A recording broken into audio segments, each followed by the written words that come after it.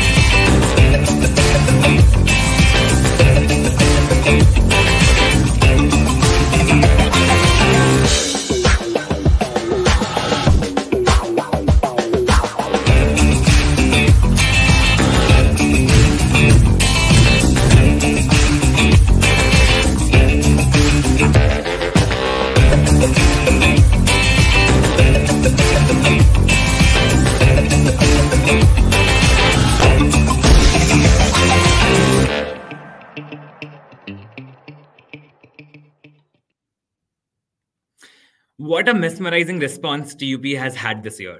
Over 19,000 registrations, more than 1,500 idea submissions, and now we move into the final elimination rounds.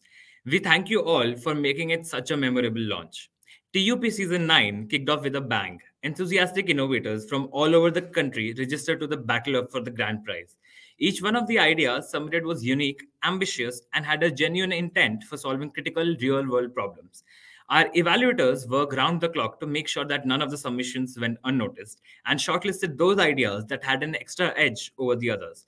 Those exceptional teams with remarkable ideas have qualified for the elimination round for this one-of-a-kind competition. So, a big congratulations to all the top 90 teams who have made it to the elimination rounds. Kudos to you all. Now, before we go ahead, let's now do a quick rundown of what's expected to happen. So I shall be calling out the team's names and we'll play their 3-minute video on the screen. Then the team will get 3 minutes for their presentation pitch, followed by a 4-minute quick question and answer session. Post each team's presentation, we will have the jury to take a minute to score the teams individually before we move to the next team. Now, you'll be judged on 5 parameters. Your idea should be futuristic, practical, scalable, and should challenge conventional wisdom and have a strong business case as well. So now, for the victors, the national winners get a grand prize. But we are also pleased to inform you that we have other rewards also. Elimination round winners and runner-ups receive INR 50,000 and 25,000 respectively, along with TUP merchandise. And national finalists get mentored by CXOs and entrepreneurs of Reliance-owned startups, and all our national finalists will be awarded with a pre-placement interview opportunity with Reliance Industries. So gear up and give it your best. But wait, what's a competition without a jury? So we have some of the top minds of Reliance with us today, and they will be closely assessing your presentations, evaluating your ideas, and will provide their inputs at the end of your presentations. So It gives me immense pleasure to announce the jury for this elimination round. We We have have with with us us Dr. Dr. Anurag Anurag Pandey, Pandey, Division Division Head Head of of Hydrogen Hydrogen Economy, Economy, and and Mr. Mr. Luna Luna Mohanty, Mohanty, Head of Head of People People Development. Development. So So let's get let's get started, started, and I and would I would like to like to call call the first team on stage, which is Accelerators.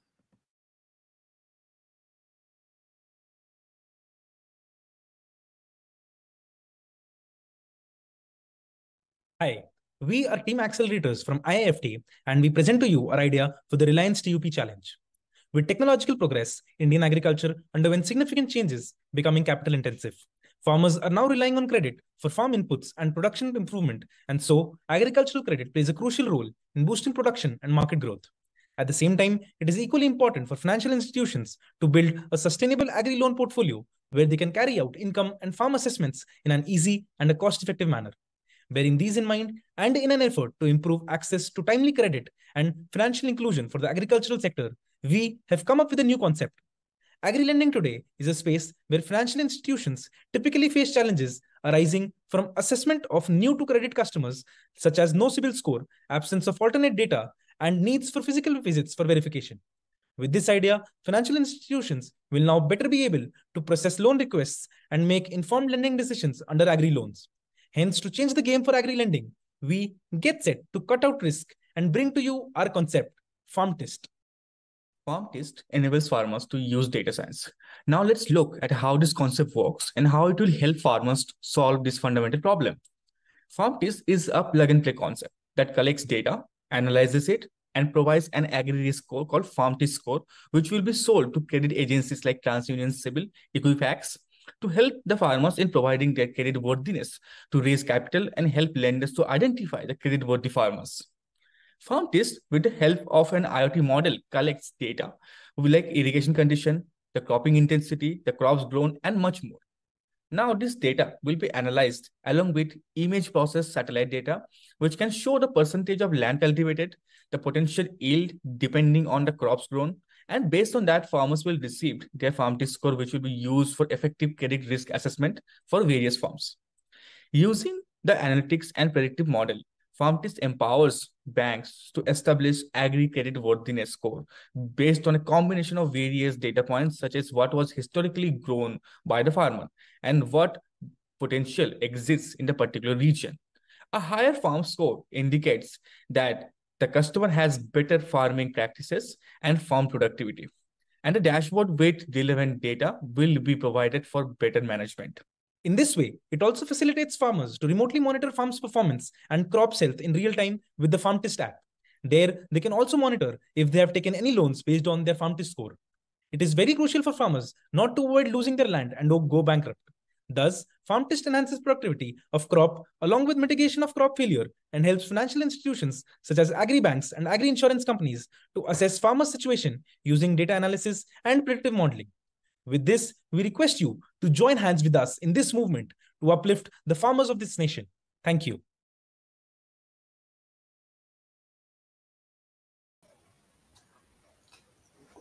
Good afternoon. We are Team Accelerators from IIFT Delhi. Farmers face loan barriers from inconsistent yields and lack of a reliable credit scoring system, risking land and credit access.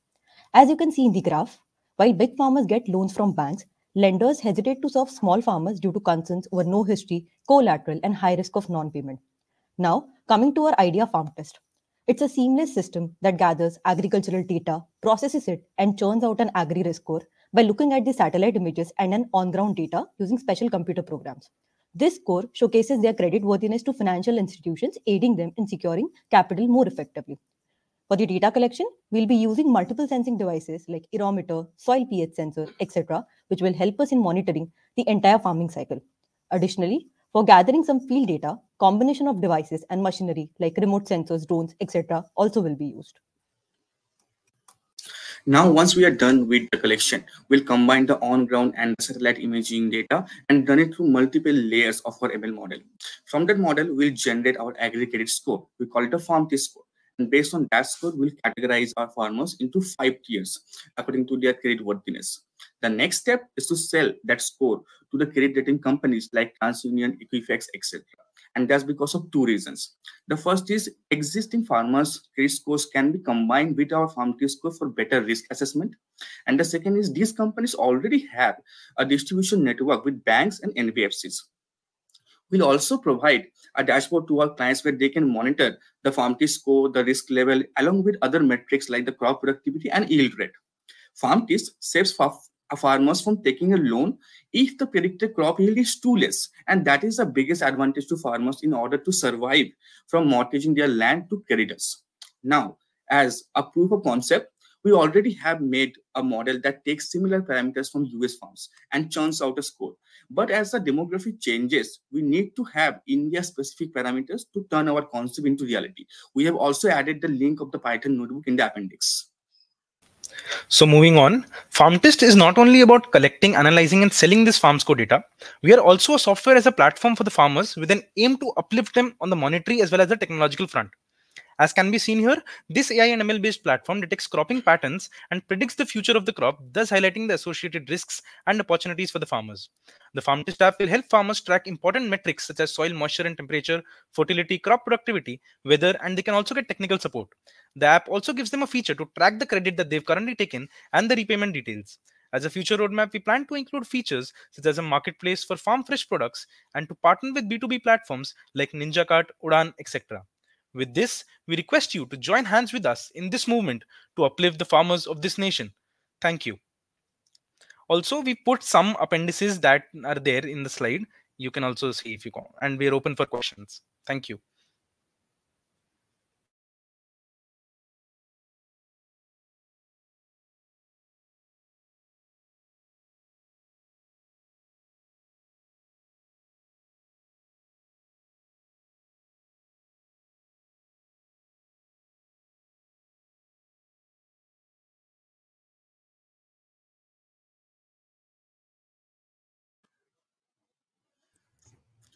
Hi.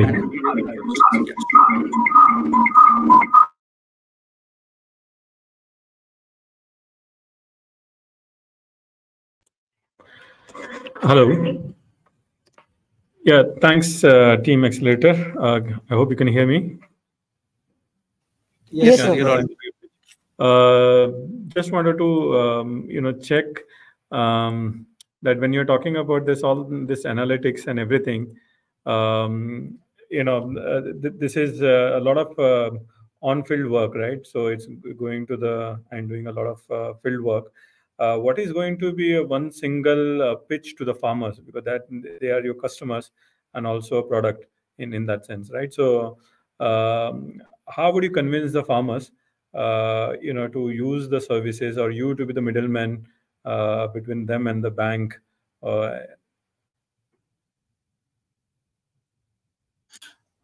All right, so yes, sure, I'll take this up. So, sir, yes, sir, that will be a lot of on-ground work, and for this, we'll tie up with the FPOs that understand the farmers' personal data, like they do have any liabilities and all those things. And yes, we are the middleman between the farmers and the banks.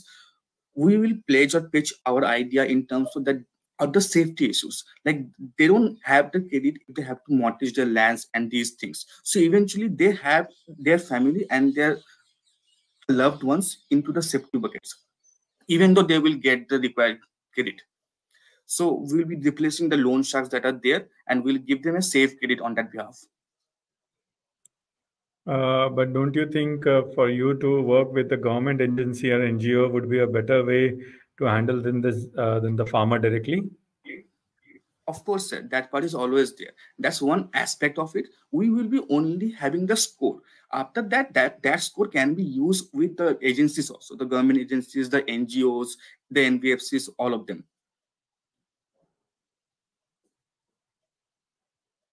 No, what I meant is initially, then, in the initial periods, right, when you require to build the base, let's say, the initial barriers are always high in terms of convincing, here in this case, the farmers, who in many times, I mean, you have not shown any data that, how the credit in case of the agri loan and other stuff are working.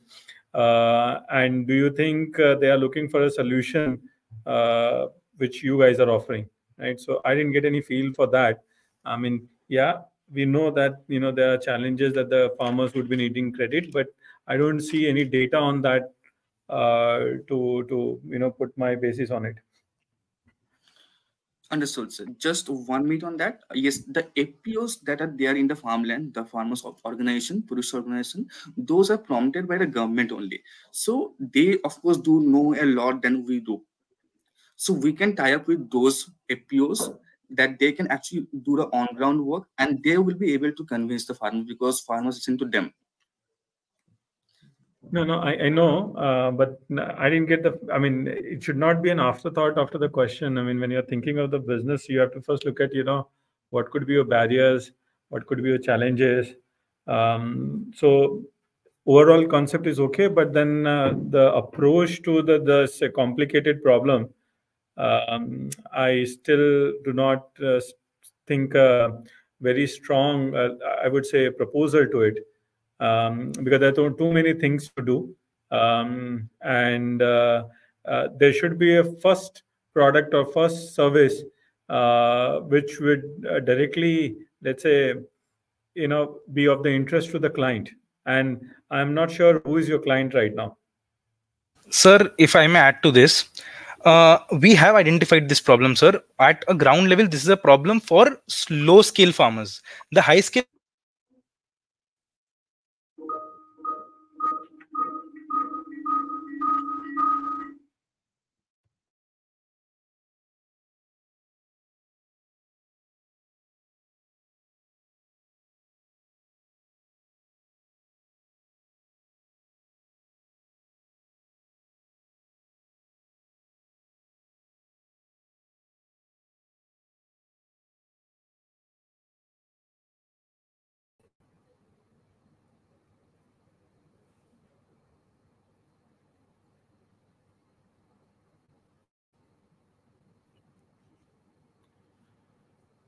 I can't hear you. I can't hear you actually. That's the challenge. Yeah, okay.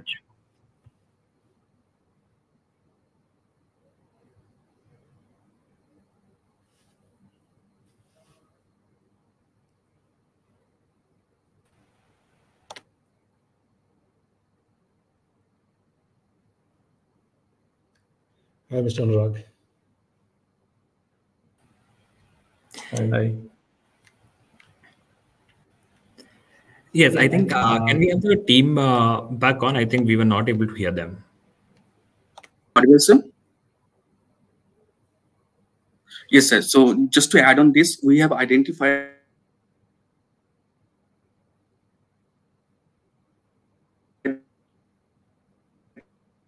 that also the market is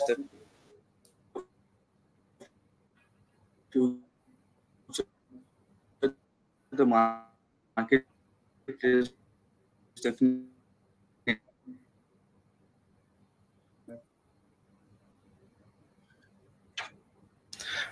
we are sorry, sir. There is an internet connectivity issue. That's why this happened.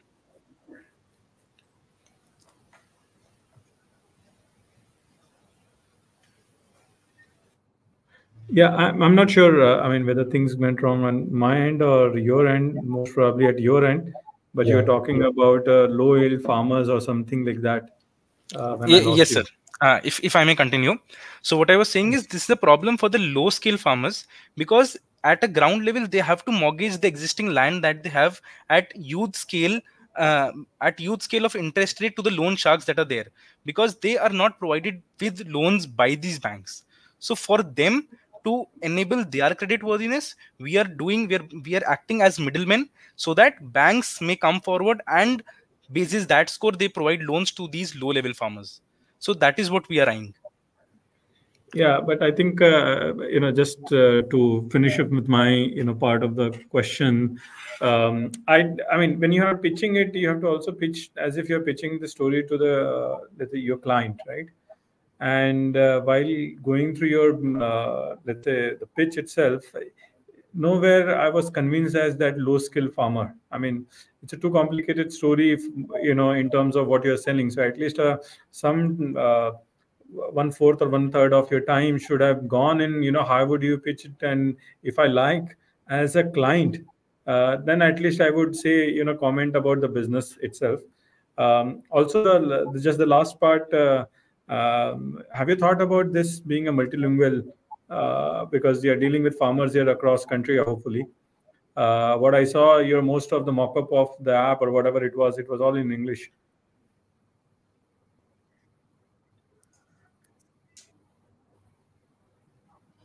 Did you get my question?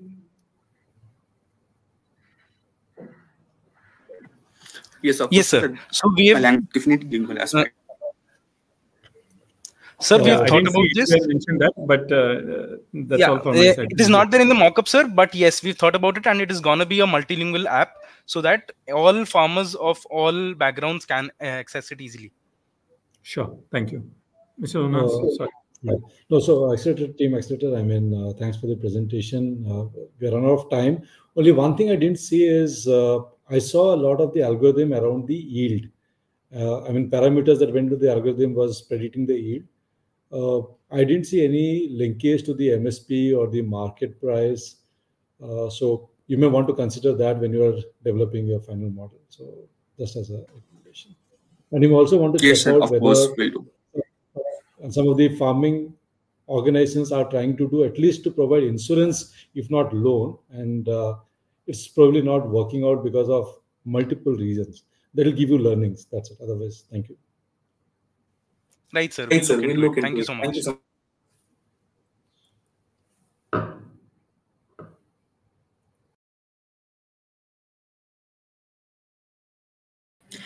Thank you, Team Accelerators. And now, for the next team, we have Team Invictus. Please start off with your video. Hello, I am Rishikesh Bhavar, presenting on behalf of Team Invictus from IIM Trichy for Reliance TUP 9.0. The problem at hand addresses a significant challenge faced by individuals with visual impairments, namely the need to rely on physical aids like canes or assistance of others when navigating in public spaces. This dependency on external support can limit their mobility and independence, impacting their overall quality of life. To mitigate this challenge, the objective is to develop an innovative system that autonomously detects and signals to the user the presence of obstacle in their path while navigating streets and public areas.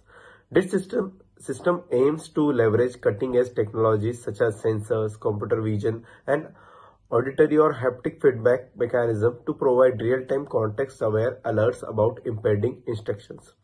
By creating a robust and user-friendly obstacle detection and signaling system, we aspire to empower individuals with visual impairment, granting them greater autonomy and confidence with traveling independently. This technology has the potential to enhance their safety, mobility, and overall inclusion in society, ultimately addressing a fundamental concern faced by this community and improving their daily lives. Introducing SensiNav, an innovative navigation and obstacle detection system tailored to empower the visually impaired. Leveraging cutting-edge sensor technology and AI, SensiNav offers a real-time obstacle alert through audio and haptic feedback. Our comprehensive solution includes smart routing with vibrational guided GPS, environmental awareness and navigation. SensiNav primary focus is enhancing the mobility and independence of blind community. Our marketing strategy includes accessibility, advocacy, product demonstration, affordable pricing, robust user support, educational initiatives, and user-driven referrals. SensiNav aims to transform the lives of visually impaired by fostering greater autonomy and safety in this journey. Introducing an all-inclusive accessory kit designed to empower individuals with visual impairment. A technologically advanced hat, gloves, shoes, each equipped with cutting-edge smart processor. These accessories integrate ultrasonic and IR sensor coupled with webcam utilizing advanced image processing through Raspberry Pi. It will detect signs, animals, obstacles in the surrounding and give the information through the system to the visually impaired person for navigation and vibrational sensation as well as audio signals. Our product will be available at just 8,000 rupees. We will promote it at the hospitals and other places. This groundbreaking product represents an evolutionary leap in field of assistive technology poised to transform the lives of visually impaired. Beyond its immediate benefits, it carries the potential to pioneer market leadership and drive social impact. So let's join us for SensiNav.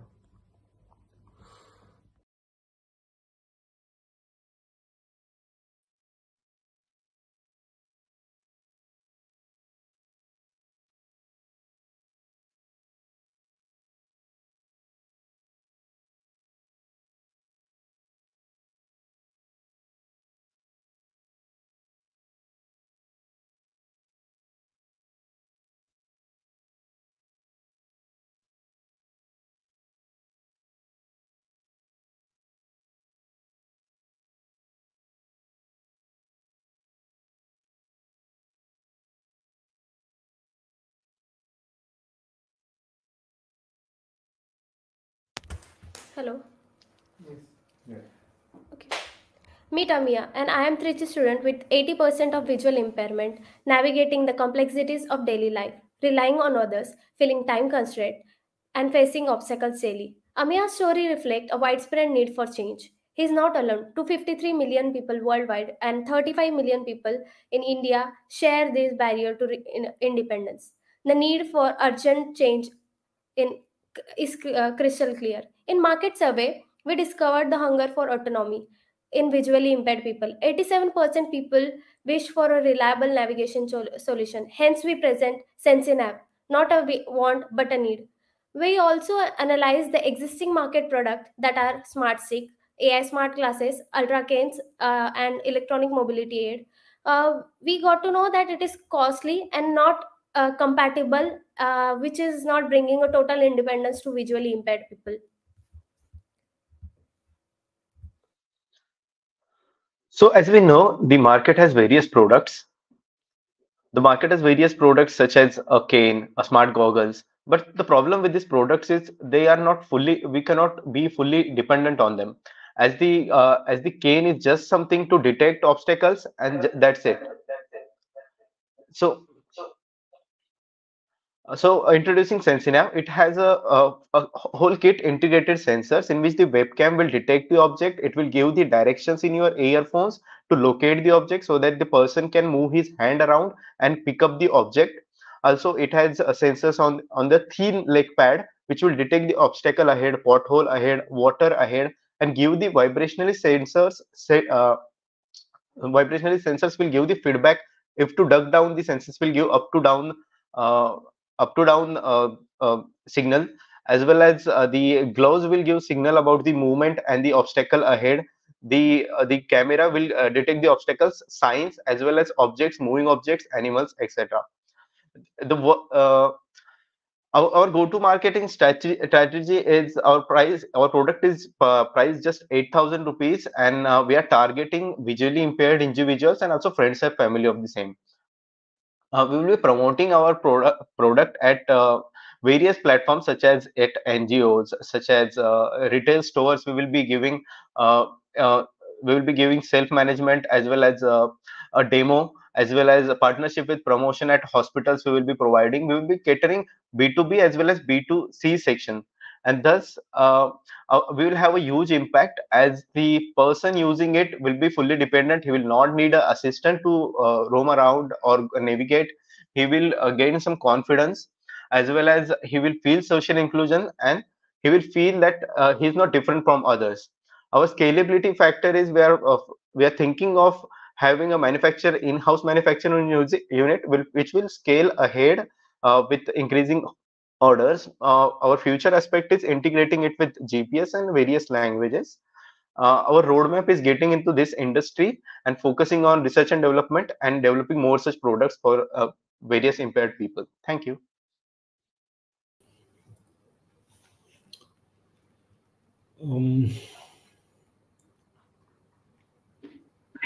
Mr. Luna, do you want to go first? Am I audible? Yes, sir. Okay. The only thing that's coming to my mind, is how does the cost come down? I mean, you're trying to add 20,000 and then 8,000, everything, and bring it down to 8,000. I mean, what's the magic into it? I didn't get how you plan to do it. If it is possible, why are others doing it? Yes, sir. The product seems complex, But as I have worked on the product, I have developed a prototype of it as well. I have a video for the same in which the working prototype, we have certain stages of working prototype, and also have the cost distribution. Now my friend will present the cost distribution. Yes. So here you can see all the costs that are incurred in the same, and this comes up to the 6,000, and we have a margin of 2,000 here.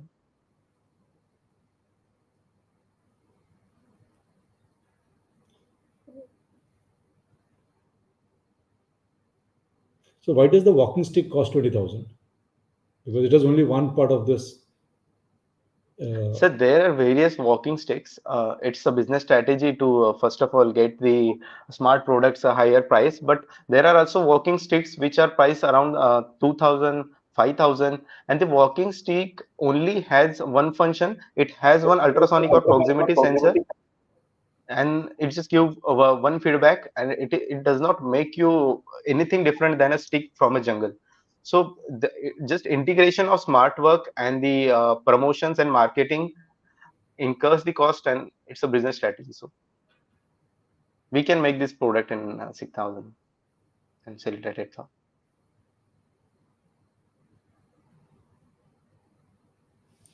Mr. Anurag, please go ahead.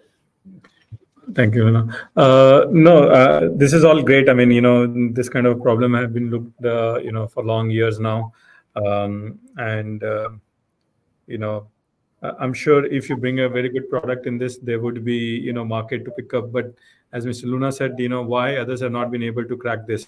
And why do you think, what is it that single, let's say, element which you have identified, which is missing so far? Let me just ask this question, right? I mean, all of us when we originally saw or heard about the Tesla autopilot, right, on the road, which can change the lane, blah, blah, blah. A lot of people were really reluctant to do that until, let's say the product was built, it was pushed, and a lot of reviews came. And, still today, even if a single accident or minor incident also happens on the Tesla, it is all in the news and etc. Because they are dealing with the health and life of the people, right? So any product which has to do with this, you have to be extremely careful, and you have to think of, let's say, the worst and the worst situation. In this case, tell me just one single example. What is it in the product and the solution you have built or thought of, which in no scenario would not lead to any accident or any damage to the human life in this case? Yes, sir. Sir, starting first of all, pardon? In a single word, how is it foolproof? It has a lot of sensors integrated with Raspberry Pi. Yeah, I can throw in thousands of sensors, but it doesn't mean that I might be missing one single sensor which requires it to be foolproof. What is it? Sir, it's integration. Can it replace eyes? We are replacing eyes with webcam. No. Is that the only function of the eye? I mean, you don't require the cognitive ability of the person? We do require the cognitive ability, but the basic function of eye is to identify the things, and after that the cognitive function works. So the earphones feedback, the audio feedback will do that. No, the audio feedback is the feedback to the your client here, but the ability to take the data, process it and give the exact feedback. I mean, even with the eyes, we do get into incident and accident, right? As a human. But here in this case, I'm relying on your product. So it's a difficult question. So I don't expect you to answer unless you have already thought about it. But my point would be, you need to think about, because when you're dealing with health and the safety, your product needs to come up with the, let's say, because it's not about, I would say, the affordability and all. For a visually impaired person, if you can give equivalent to the eyes what it is for a common person or a normal person, they would be willing to pay you more than that also, 8,000. But it's the guarantee that you can do the job every now and then without getting into another accident or incident, which is extremely important when you're talking about at least the the outdoor setups. I mean, even if you're talking about the indoor setup, I can still think of, but the outdoor setups are, highly improbable, and a lot can go wrong here. So I just had that one question. Yes, sir. Yes, For that, hello, am I audible? Yes, you're Yeah. So for that, for object detection, we had the library called TensorFlow, through which the object are detected, and then we get the feedback of this object is maybe a apple or a vehicle that is in front. As you said about the example of Tesla, so it has in backend machine learning and artificial intelligence. So is our thought of having this now at this point of time, we have only the object detection library inbuilt in our product, but in future we have the scope for this also. Yeah. So also what Tesla has gone, and see, even after that, there is a lot of issue. The time up. Yeah, sorry, we will have to cut this short, but thanks for your answer and effort and presentation here. Thank you very much. Thank you. Thank you, sir.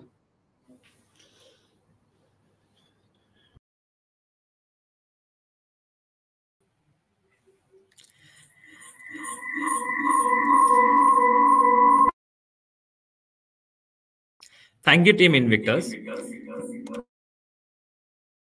That was an extremely insightful presentation. Now, let's allow our jury for a minute to completing scoring for this team.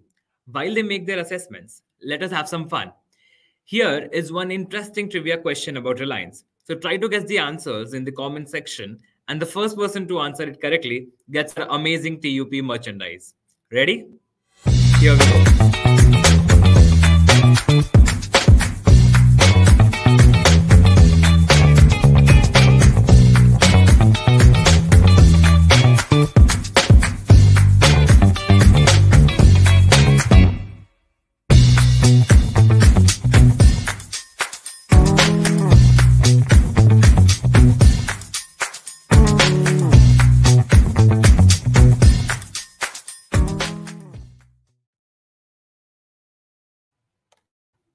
So Ansar has mentioned the correct answer on the chat, and Amal has answered it right. So please reach out to our social media handles or support@unstop.com.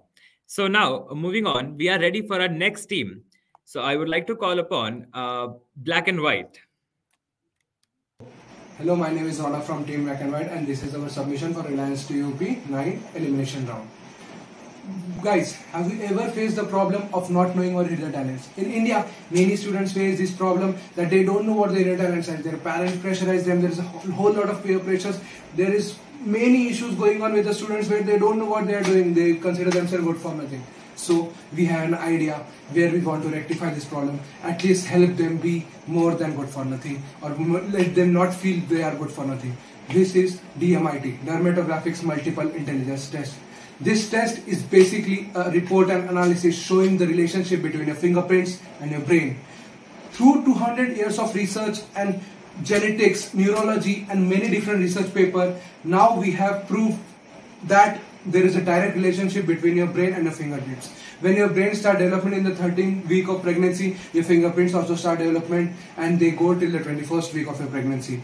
Thereon, the fingerprints starts development, your brain has some gradual changes after that. But through research, science, neurology, genetics, others, we have proved that the fingerprint shows the relationship of your brain. So DMIT acts as a bridge or a solution where we can understand what these things says. It shows what are your innate characters, your intelligences, your hidden characteristics. Every other person has multiple kinds of talents. They have some music, they have some different kind of intelligences. DMIT helps them to know everything about them, and it provides them a proper report. Now, what can Black and White Inc. use? We are here to provide DMIT as a solution to not only students, their parents, schools, but others. We want to act as a bridge between students, parents, their schools, the upskilling platforms, and the nation overall. We want to provide them a solution where we give them the proper analysis, the counseling, and also help them in their overall growth. A business idea is to act upon this, providing tie-ups with multiple schools, franchises. We'll also be able to scale this project through tie-up between multiple organizations. Reliance Foundation, our Honorable Prime Minister Narendra Modi also mentioned that she is focusing on individual level education will help the nation grow, so we can tie up all over the world. The market is a blue ocean, as there are some local players in Mumbai, Delhi and here and there, but it's almost blue ocean for us. So there's a high chance of scalability and everyone of India can develop from here. So this is our idea of DMIT, and we at Black and White Inc. want to help in the youth grow, and which will lead to India's growth overall. Thank you. Hello. Hello.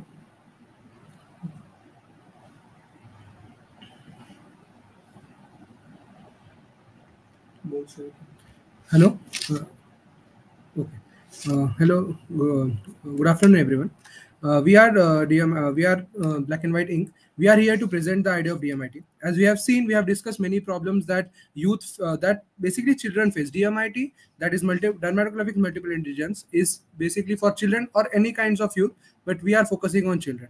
Children face in India, we face problems daily on the basis that there is parents don't understand what their kids are meant for. Even in many cases, we see that the kids is good at something, but parents don't want them. Parents still want them to be studying something. They want them engineer and doctor. The stereotyping of engineer and doctor is too much in India. So DMIT, we present here as a solution for that.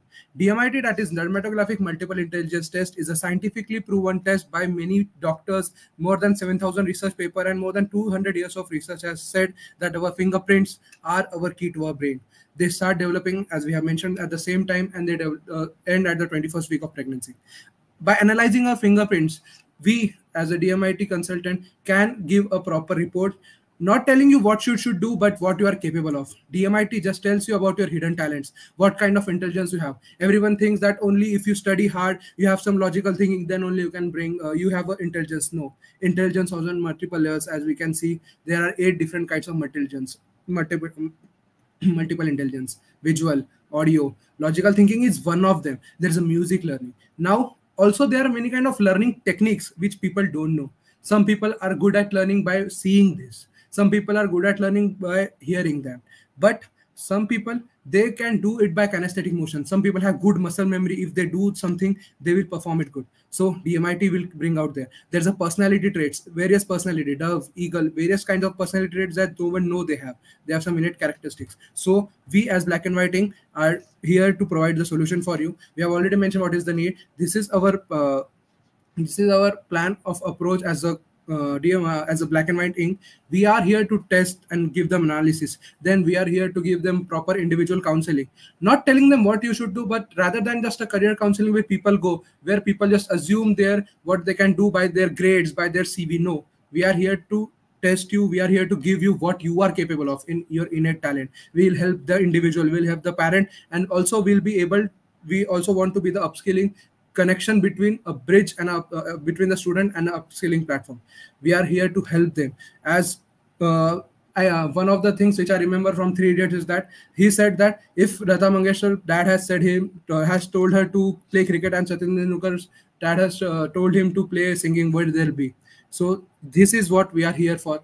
This is not a very economy. This is not economy focused. We are here to help India grow. We are here to help students grow. We are here to help children grow. Thank you. Very interesting. I did learn something new. Thank you. Hello, sir. I mean, Mr. Lina, please go ahead. I mean, as you are saying that it's not a business proposition. It's more of a CSR. Is that what I hear? So, sir, what I meant to say was, I think it came out wrong. What I meant to say, it's a business proposal, but we are not here for just making money. We are here for what idea DMIT was based on, to help human beings. It is a business plan. There are some economic aspects, as we have mentioned. There are different business modules, but we are help to what we can say, help Indian society as a growth. We are on the growing path. Everybody says that we are our youth is the power, our youth is the power. But are we treating the children or the youth as they should be? Are we treating with the same kind? I know the thinking has changed. Initially, it was engineer, doctor, but now it's like, are you going to be a celebrity cricketer? Is all. There are many things which are much more than that. DMIT can help them bring them out. I'm not saying that we are the only place where you can get a proper knowledge, but we are the place where you will get what you are from inside. So I can't argue against science. So I'll only ask a very philosophical question because in case you have read the book, The Outliers by Malcolm Gladwell, which says that if you do something consistently for 10,000 hours, there's a 10,000 hour rule, you're going to excel in that. Yes, sir. And so probably even if my fingerprint says that I'm not going to be a musician, and probably from the childhood if I practice for 10,000 hours, I might become a musician. So it's a philosophically different construct. Your views before I leave it to Mr. Anurag to ask the questions. So should I say?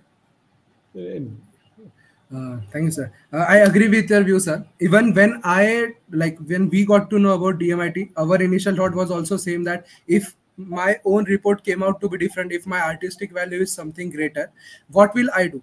But when I ventured in deep into DMIT, the report doesn't say you should only do that or you should not do that.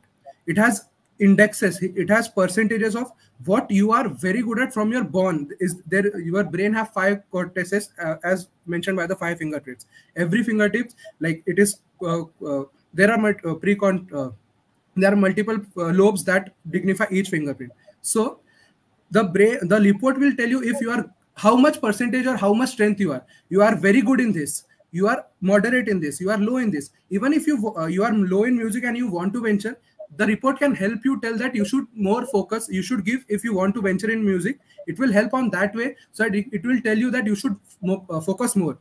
We can also help, like we'll provide some upskilling platforms where you can get to know about more in music from detail. You want to venture it but you don't have the talent. I agree with the sentence that if you do it by 10,000 hours, you will excel in it. We are here to tell you that what you're good at and what maybe you need help at. Thank you. Yeah, thank you guys for your presentation. I just wanted to ask you a question. Maybe, have you read or do you have a habit of reading horoscope from the newspaper? Not so much, sir. Why? I'm sorry. Sir, horoscope, like... No, I think...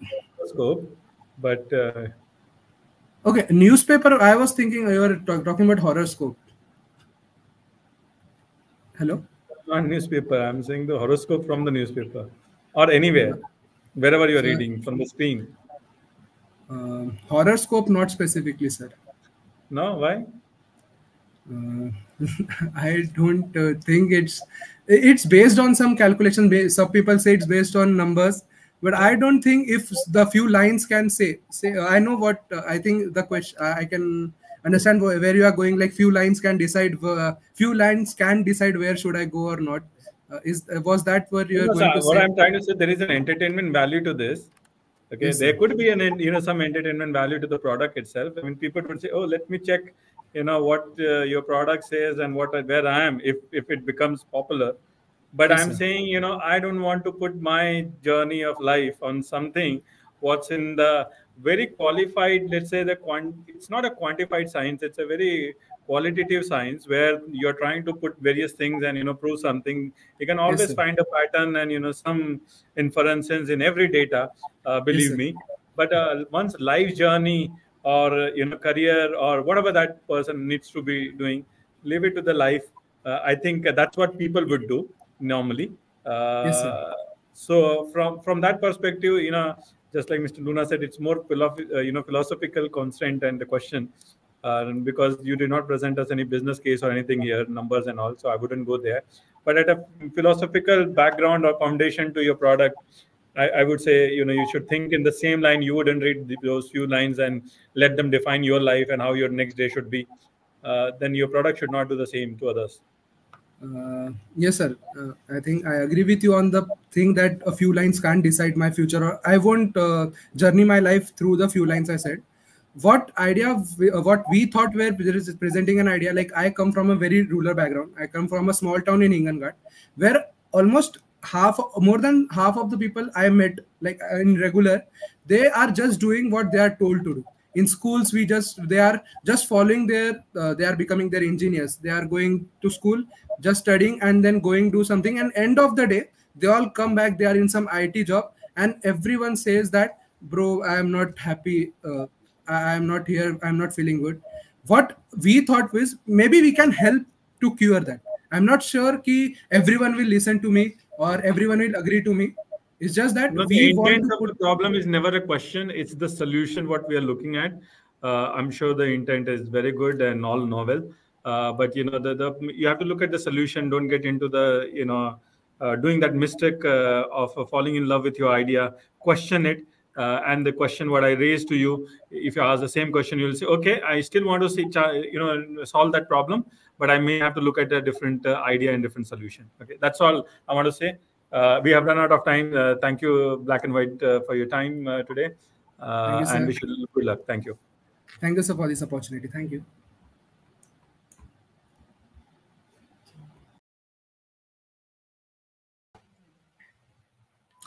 Thank you, Team Black and White. So now we will have Team Akash from IEM Amritsar. Please go ahead with your presentation. Welcome to our vision for the future of sustainable mobility in India. As the world grapples with environmental challenges, India has committed to reducing carbon emissions by 30 to 35% by the year 2030. Electric vehicles being one of the ways which provides a cleaner, greener and sustainable ways of modes of transport. India's target for achieving net zero emissions by the year 2070 and its plans of hosting COP33 shows how invested India is in its target, and this also shows that it is the perfect time to come up with our plan, that is Electrify, a subscription model for electric vehicles. Imagine having access to a diverse fleet of electric vehicles with a subscription fee, which covers not just the vehicle cost, but maintenance, insurance, and charging infrastructure. There is no hefty initial investment that is required, which makes it not only financially affordable, but also accessible to the middle tier of India. With us, you simply choose a subscription plan, hop in and drive off, because we are not just selling vehicles over here, we are democratizing electric mobility. Along with offering cars, we plan on to collaborate with industry leaders, government, and different communities to make electric mobility not only seamless but also convenient and affordable. Our unique selling point over here is our pricing strategy.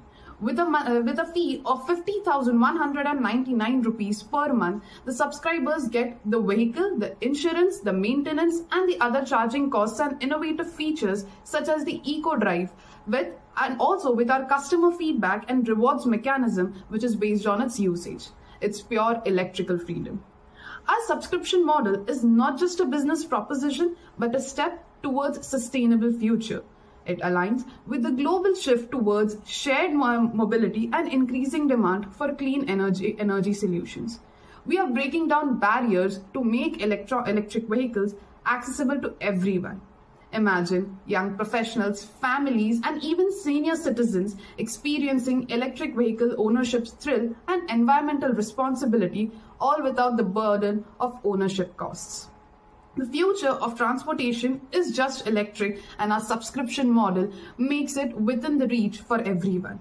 So let's strive together and embrace this transformation and make this shift towards a sustainable electric and a clean mobility future, and join us in driving change, driving cleaner, and driving towards a better future.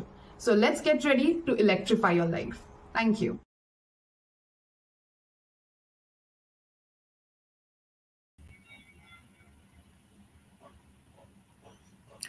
With India's target of it reducing carbon emissions and our research which shows that the market segment of electric vehicles has increased to 1.3%, for three-wheeler segment to almost 34.5%, and for two-wheelers it is almost 4.3%, which shows that it is an increasing number and a significant growth. At the same point of time, if we see the annual emissions per vehicle, all electric vehicles are the least, And at the same point of time, with mobile penetration, which is expected to reach about 86% by 2026, and the global 5G rollout, it is expected to disrupt sectors, which includes EV being one of them. The pain points during our research we realized is the high upfront cost, the lack of knowledge about electric vehicles and the wrong perceptions about them, and the lack of infrastructure like charging station. Over to you, Kartika. In the search of our sustainable automotive future, we face challenges that obstruct the widespread adoption of electric vehicles. Picture a landscape where the charging stations are limited, there are huge upfront costs, and the misconceptions mask the true potential of EVs. Adding to this, we have a competition from the traditional oil and car manufacturing companies and the long-term effects of COVID-19 pandemic. But in the midst of these challenges, we have the accelerators of change. The government policies across the globe, they are paving the way towards a shift to sustainable transportation. The Tesla effect has also catalyzed the electric transformation in the automotive industry. The declining cost of batteries make electric vehicles more accessible to the masses, and also simultaneously, the rollout of 5G technology is also weaving a web of connectivity, forging an ecosystem where electric vehicles seamlessly integrate into our lives. And here in this landscape of challenges and opportunities, we are here to present Electrify, an innovative platform that redefines how we embrace electric vehicles. Imagine you have an EV at your choice, at your fingertips, where the vehicle cost, insurance, maintenance, and all the charges are included in a single affordable fee. Our subscription model brings forth affordability and accessibility, offering an enticing subscription plan for EVs starting at Rs 50,199 per month. It's not just about the vehicle, it's about the paradigm shift in how we approach transportation. We are not just providing a vehicle, we are about creating a community of responsible drivers. Our EcoDrive system sends alerts for rough vehicle usage, ensuring the safety for both the renters and the vehicle. We are not just selling a service, we are selling a vision to the future. To encourage responsible driving, we linked a reward system to the EcoDrive. Thank you.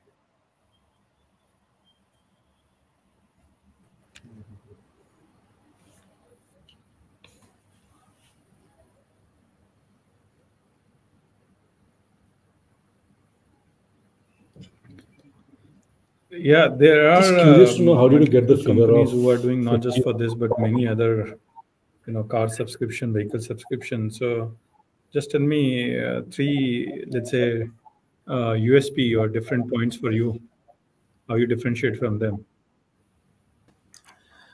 Sir, the one thing that differentiates from other, so we have written that our major competitor in this segment would be switched. So what differentiates from them is our EcoDrive system. So in EcoDrive, we plan, as Kartika mentioned, we plan to the alerts that our sensors are sending to us and the customers. So it ensures that the driving is smooth.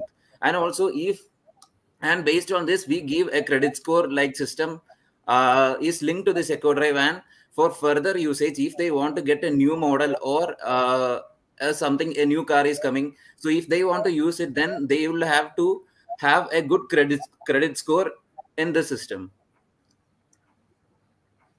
Yeah, but I think your barrier is first to get the customer on your platform. What you are saying is probably improving the bottom line, but why would I even choose 50,000 per month as a subscription?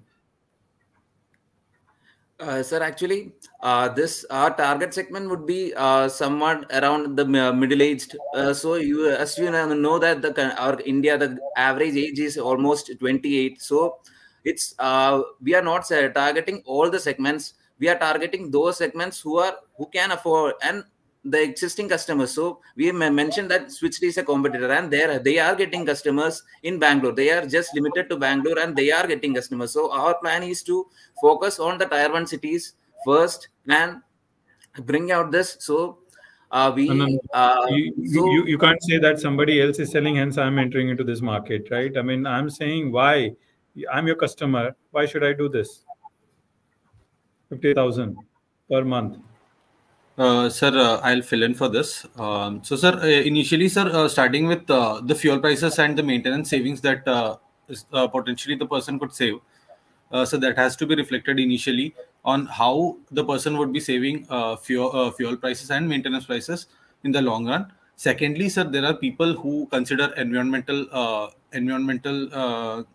scenarios where they prefer an eco-friendly transportation, and on top of that, sir, we can say that like the perceived value uh, we can get out of this. You came to the 50,000 value with certain methodology, right? What is that methodology? Yes, sir. So, there are a few considerations when we came to the price, sir. First of all, this is based upon a particular model, which is an X1 EV. Secondly, we sir considered the lifetime cost of how much would be the cost of ownership in the long run, and based upon that, sir, we got this price point where 50,000. If you say roughly considering 15 rupees per kilometer, I'm talking about how many kilometers? Roughly 4,000, 4,500 kilometer per month. Yes, maybe yes, sir. Yeah, I can get an electric taxi. Somebody is offering it for me for those 4,500. So I get a driver as well as a taxi, and I can always change the taxi. But sir, this is we can also consider the driving experience when it comes to sir, like rather than having a chauffeur. Now you have reduced your segment to the people who are driver experience, and the drivers who are willing to get monitored through your eco drive system also, so that they drive within the parameters where your cars can run longer, you have a lowest of the maintenance.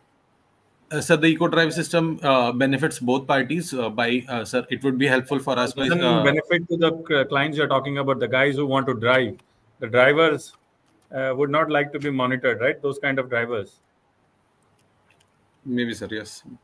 In that case, the people who are targeting are like to be driven, and if those are the people, then better to go for a taxi than paying 50,000 per month. So your customer base probably becomes people who we can count on fingers. Sorry, I mean that's my initial thought on it, Mr. Luna. I don't want to take a chance from. No. Absolutely, very, very similar questions. I mean, I was trying to put myself as a customer, and would I be spending 50,000 a month? Absolutely not. I mean, if as Mr. Rag said, I think along with a driver, let's say who takes around 20,000 bucks per month, I still have to sell out 30,000 of fuel, which means I should be driving a huge number of kilometers to actually get the benefit of this. So my request is just do the max. I mean, is the amount. I mean, a great idea. And I don't know what you're trying to solve for. Are you trying to solve for an adoption as a challenge, or you're trying to solve for and what happens to your business model, let's say 8 to 10 years down the line when the adoption would have come up? Is it like in many countries where they've almost banned saying that you can't drive a fossil fuel vehicle at all? Or, I mean, they're going to ban it in let's say 1 decade. Will such things work? So good thought, but I think a lot more of thinking through has to happen, and the max have to be put in place. And what's the value proposition to the end user? And trust me, I mean, Maruti gives out of course it's not a EV, but probably at a much cheaper rate at a subscription rate. So think it through. Yes, sir. Sure, sir.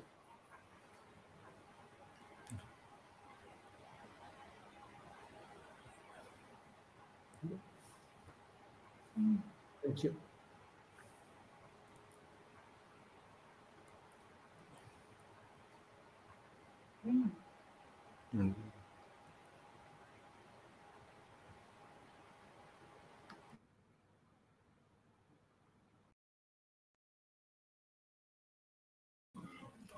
As the jury deliberates, here's another interesting trivia on Reliance that will keep you on your toes. So please comment with your answers.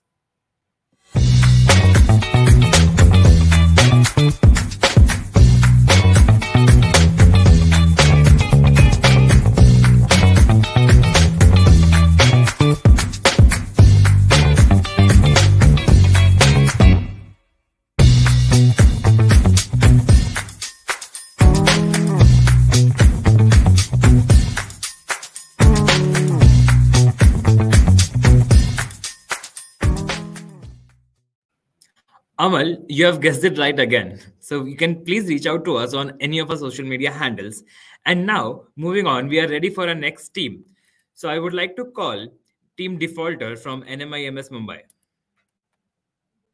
Most developed nations today aim to achieve net zero carbon emissions by the year 2050, with some countries like Maldives pledging to achieve net zero by as early as 2030. India, on the other hand, at the 26th session of United Nations Framework Convention on Climate Change in November 2021, announced its target to achieve net zero by 2070. It is evident that India is running late in the race of sustainability, not by a few months or years, but by whopping 2 decades.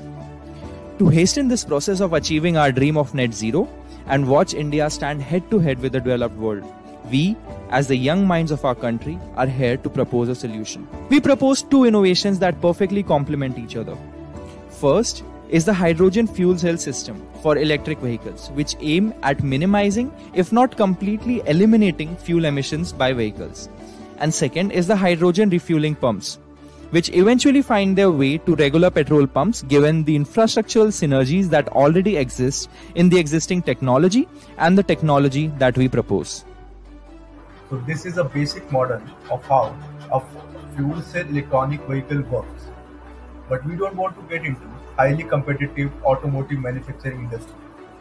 So we plan to be a part of this evolution by manufacturing fuel cell systems and contributing towards hydrogen refueling infrastructure. This flowchart shows how a fuel cell system works. We can also see the manufacturing cost distribution of a fuel cell system. Now we plan to provide automotive industry with fuel cell systems that can be installed and used with their existing technology with just minimal modifications. Although this industry is still in embryonic stage, we propose to act as a catalyst to further the cause of sustainability and add maximum value to the society. Now coming to hydrogen refueling infrastructure. Based on our research and analysis, we found out that it is suited to set up special hydrogen refueling stations at the beginning.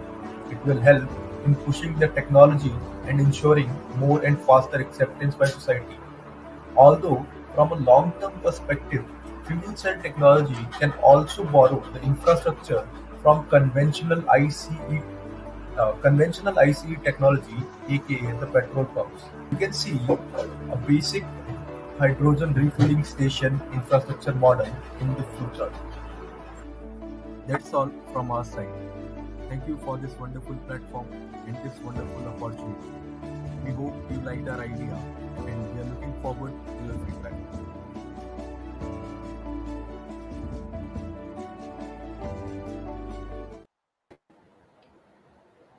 Good afternoon, jury members. We are here today to present our idea of breaking into the automotive industry with the revolutionary hydrogen fuel cell technology to tap into the plethora of opportunities and make a sizable impact towards sustainability initiatives in our country. Having discussed the concepts already, we talk about the implementation. We envision ourselves in the center of technological advancements, favorable government policies, and the high practicality and the synergies of the proposed technology with the existing infrastructure that we have in our country. Our plan is to tap into the B2B markets by collaborating with the auto manufacturers and providing them with tailored FCS, that is the fuel cell system for every kind of vehicle that they'd like to collaborate with us with. And this would allow us to tap into perfect synergies with the existing vehicles designs and equip them with the fuel cell technology. For the hydrogen refueling pumps, our vision is to have an effective penetration as we aim to target the existing gas stations to utilize the locational advantages and the existing infrastructures in our country. However, it is noteworthy that currently the guidelines for hydrogen gas refuel pumps are awaited, and in the immediate time frame, we might require to have unique hydrogen gas stations. Talking about the biggest driving factor that we have behind this idea which is the impact that we create with this business. Allow us to start with macro factors. India currently imports 90% of its crude oil needs. And upon further research, we found out that the countries vary over the years, which clearly mean that we as a country are struggling to juggle between the importers and selecting the nations from where we import our energy for our energy security, and at the same time maintain effective oil prices. And this is not just limited to balance of payments. It is also related to our the fact that it makes us vulnerable to geopolitical issues around the world, and also the rules like carbon border tax mechanism that aim to hit India hard by the year 2026. Our vision is to assist our country become energy self-sufficient and at the same time gain a global foothold in the HFC market, which we expect to see a growth of more than 20% in the coming years up till the year 2030. Foreign organizations like the tracker.org marks India's sustainability efforts as highly inefficient, and we aim to act as a catalyst to change and act as to initiate the efforts and increase these efforts towards India becoming a net zero nation sooner. On the left of the chart, on the left chart, we see the number of vehicles that are sold in India, which is expected to increase to more than 10 million by the year 2030, which in turn would lead to an increase in the vehicular emission as a portion of total GHG that we see in our atmosphere, as we see on the chart on the right. Now, our idea aims at reducing this portion of vehicular emission in the total emission that we produce as a country, and allow India to achieve the goal of net zero earlier than it plans. Which brings me right back to where we started. India as a nation aims to achieve net zero by 2070. And we as a nation are 2 decades behind our global counterparts and our global peers. The idea of HFCs has the potential to help India stand head to head with the rest of the world and achieve net zero earlier and hasten the process. Thank you.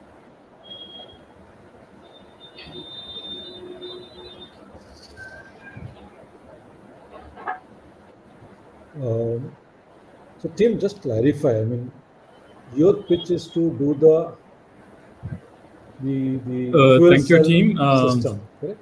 I just started wondering whether I was in a session where a business pitch was being made, or attending a conference on decarbonization and sustainability and all. Because sorry to say that I did not hear any business in this, any plan. I guess the organizers have told you, what are the various elements on which you will be judged, evaluated. But all I hear is hydrogen. Are you infatuated by word hydrogen because it's been floating in the media news all over, and hence thought of doing something on hydrogen and fuel cell? And if Certainly not, sir. Technical questions on fuel cell, if you're ready with that. Yes, sir. We do have a cost model at hand and also a revenue model along with, yeah. Tell me. Yeah, sure, sir. So in 2017, a research was conducted regarding determining the cost of building a fuel cell system. So in that, it was based on the European economy. I can't hear you. Somebody has to put their speaker on mute. Yeah, so it was determined that in European economy, the cost of manufacturing a fuel cell system would be around $3,000, 3,000 US dollars in 2017. After making certain adjustment, including labor wages that are different in India and the cost of raw materials sourced from India, the cost that we came up with was around 1,22,000 for a single fuel cell system. Based on that, assuming 20 to 25% of operating margin. That 1 lakh, what is one fuel cell system? So the fuel cell system consists of a fuel cell stack plus the BOP. BOP includes the air loop model and heat model and the hydrogen tank and everything. And what have you made so far? Made in terms of no paper, pen and paper. That's all. Yes, sir. It is still on How many paper. types of fuel cell are there? What, sir? How many types of fuel cell are there? So one is hydrogen fuel cell system EV, and another one is hydrogen ICE, internal combustion engine. I said fuel cell. You're talking about the types of powertrains. Mm-hmm. Then you're talking about the cost of the systems. Yes, we are talking about a basic hydrogen fuel cell system. No, you're not talking anything. You're just using word fuel cell, nothing else. How many types of fuel cell are there? Which is suited for the automotive, which is not suited for the automotive? There are 8 kinds of fuel cell. There are how the what are the let's say parameters on which the fuel cell are defined? Do you even know that? No, sir. Yeah, so don't make a business case just because what you're reading in the newspaper and everything. You have to have some understanding of the product and the services, which I clearly, I'm sorry to say, I did not find anything on the merits what we are evaluating you. Nil, zero. But that's my view. Mr. Nuna or anyone else? No, right. Yeah. No, I absolutely echo with you. In fact, my question was, what was the petrol pump or the whole pump thing doing in a fuel cell that goes into the car? I mean, where did that fit into the business case? Again, I mean, even if I assume that you're going to invest and create a fuel cell, giving you the benefit of doubt, somehow you will manage it. But I didn't understand the whole part of the other part of the story. Yes. Honestly, yeah. I mean, honestly, it looked like. So, yeah, tell us. Yes, sir. So main reason we tried to enter into the hydrogen distribution business was one of the main reason why this hydrogen economy is not developing is because of lack of infrastructure. So we think that we can create value in that segment as well by setting up the distribution system. I think, honestly, you need to be very clear. I mean, there are two very different businesses altogether. Distribution business is completely different from a very technology-driven, and I think, I mean, honestly, I absolutely agree with Dr. Anurag. I think it's a. Well, it's you know what? buzzword. Let me just say this, Mr. Runa, and the audience here. Elon Musk wanted to go to Mars. You know what he did? He started with Zip2. And then he started PayPal. Then he created Tesla. Then SpaceX. So if you want to create an infrastructure, you want to do something, please think of something practical, something where you want to start.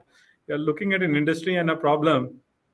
Well, if you have time and, I see you, I'll tell you, what are the challenges here. But keeping that aside, we have to look at the problems, what is expected out of this competition, what you're participating in it, and, do justice to that. Justice to time of the organization and people like us as well, but we didn't find any of the parameters what we are here to evaluate on any of your presentation or what you have given so far. So hope you improve in the future attempts wherever we are going to make. But that's all from, I think, our side. Ms. Luna, would that be all? Absolutely. Yeah, absolutely. Yeah. Sir. Thank you. Thank you very much. Thank you, sir. Thank you.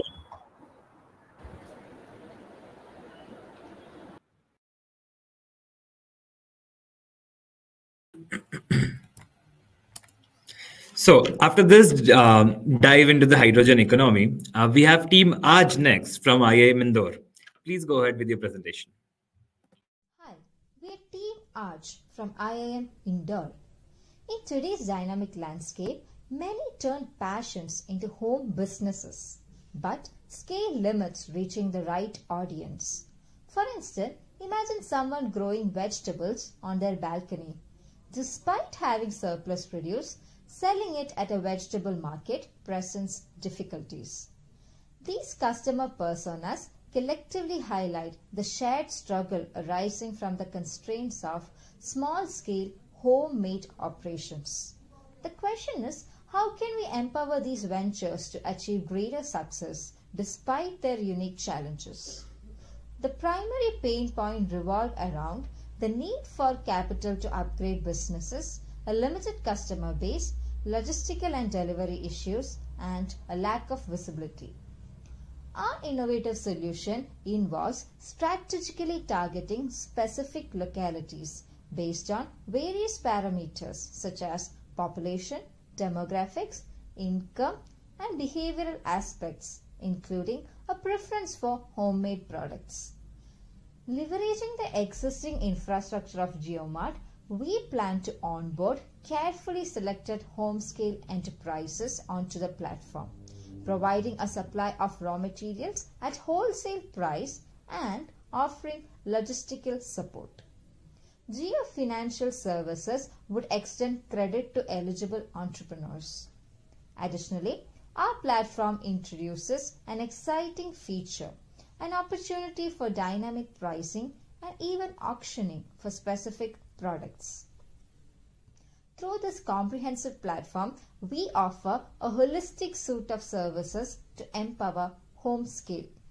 We are adding a new feature named Home Scale Products into JioMart app's all category page. The primary categories we aim to showcase on the feature include homemade food items, homegrown vegetables, painting, and craft items.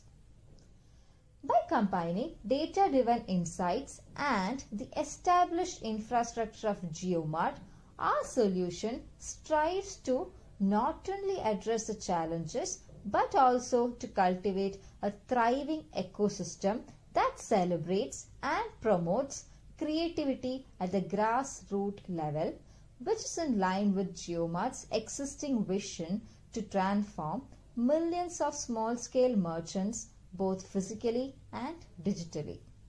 For Reliance, it provides an opportunity for diversifying revenue stream, competitive differentiation, and market expansion. Thank you.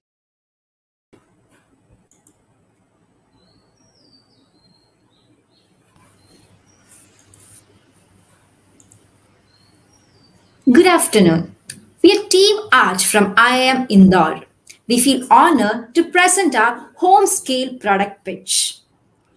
Primary research on our 20 plus customer personas highlighted the shared struggles, including a narrow customer base, logistical challenges, and low visibility. So the question was, how do we empower these home scale entrepreneurs using Reliance existing capabilities? For that, we did a secondary research which helped us to formulate the proposed solution of a holistic suite of services to empower home scale.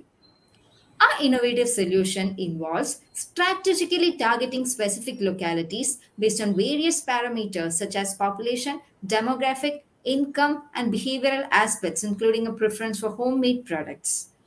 We would then be leveraging Geo Financial Services to provide credit to selected entrepreneurs. JioMart would give homepreneurs raw material at wholesale price. All the products would be listed in app based on their categories, post which it will help homepreneurs in delivery and post-purchase services. And we could monetize on delivery fees, raw material fees, platform fees, advertisement, etc. Moving on to the next slide. So we will include a separate home scale products category in the JioMart. And under this segment, we will list different products such as the homemade cakes, homegrown vegetables, homemade snacks, personalized handmade gifts, and so on. So each user in the JioMart can access the details of the home seller, such as the number of years of their existence, the previous customer reviews, their customer rating, and so on.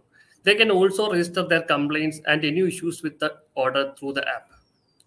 So this app is in line with JioMart's existing vision to empower millions of small-scale and home-scale merchants in India.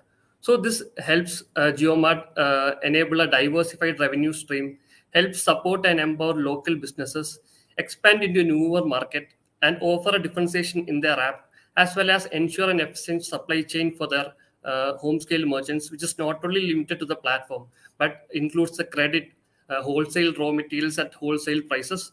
And this also helps in the financial inclusion of millions of such home-scale entrepreneurs, including lakhs of women engaged in such small businesses.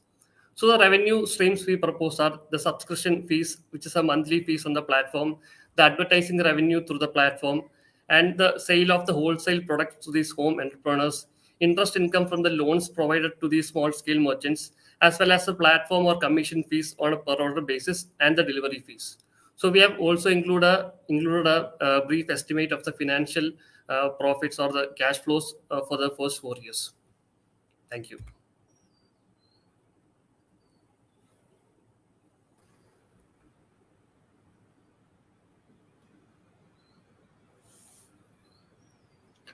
Mr. Luna, request you to go with your You question interestingly first. put in a lot of geo brands there. I didn't see anything in the distribution. Do you not find us in the distribution area? You had GeoMart, Geo Financial, or you didn't do your homework. We are also there for information. We majorly focused on the GeoMart business because even now we can see a lot of them adding a lot of local merchants or Kirana stores in the platform. So yeah. I mean, I'm sure you must have looked at, is there any current platform that is addressing this? Yes, there are many platforms, but the major differentiation we put is that current platforms, they only provide a platform for the sellers. They do not help them procure raw materials, or they do not provide any credit services. So what we are doing is that we are using the entire ecosystem, which includes provision of raw materials at wholesale prices to the GeoMart partner app, as well as credit services from JFS and other sources. So that's how we differentiate ourselves from existing apps, which just provide a platform to these home scale sellers. Dr. Anurag? Thank you, Mr. Luna. You already covered the important question there, but I'd,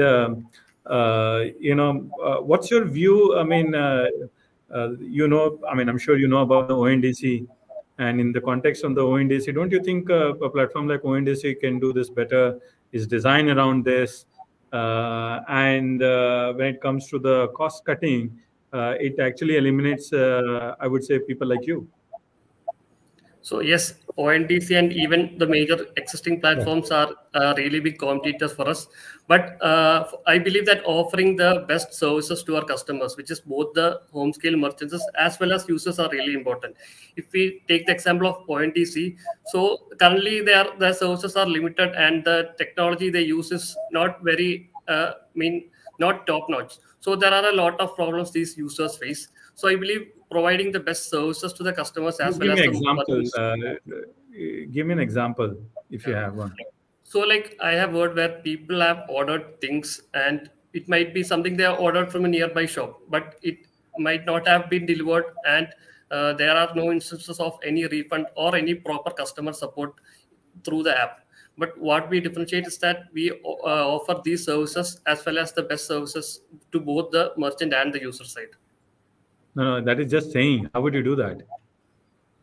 So that's the existing infrastructure. If you see that GeoMart already has the existing infrastructure where they provide these services, where they also try to include the Kirana stores through the GeoMart partner app. So we need not create a new value chain or something, invest in something new. We can make use of the existing infrastructure to provide the best services. Existing infrastructure for who?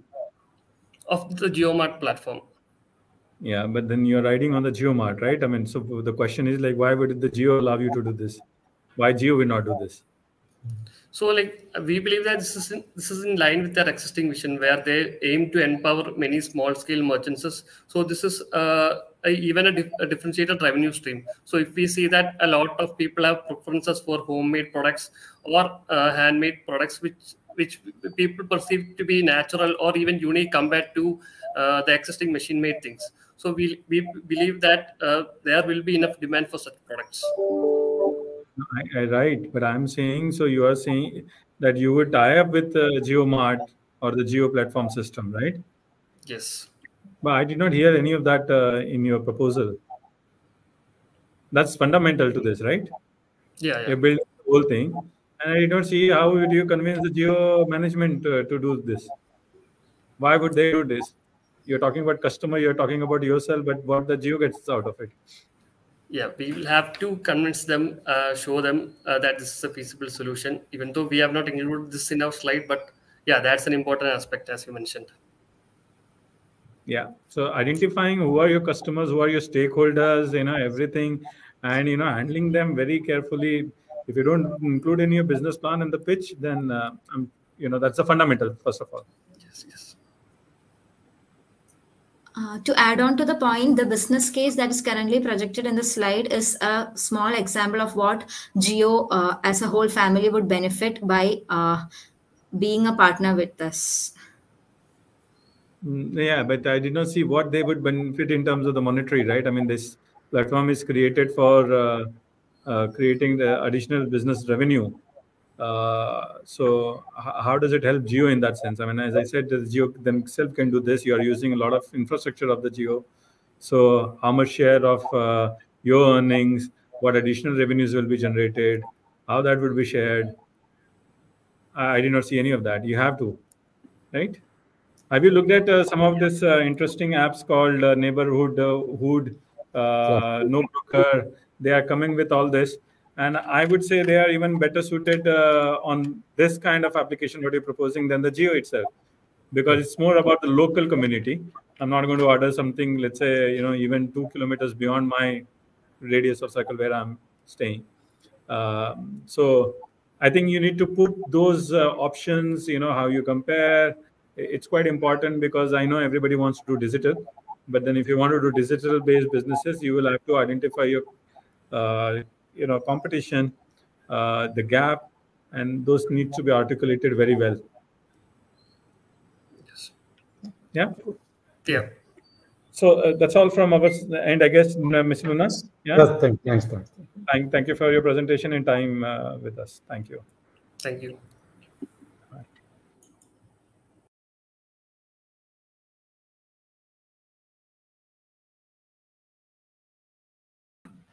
Thank you, Team Aj. And next, we have Team Silent Storm from IIM Lucknow. Please go ahead with your presentation.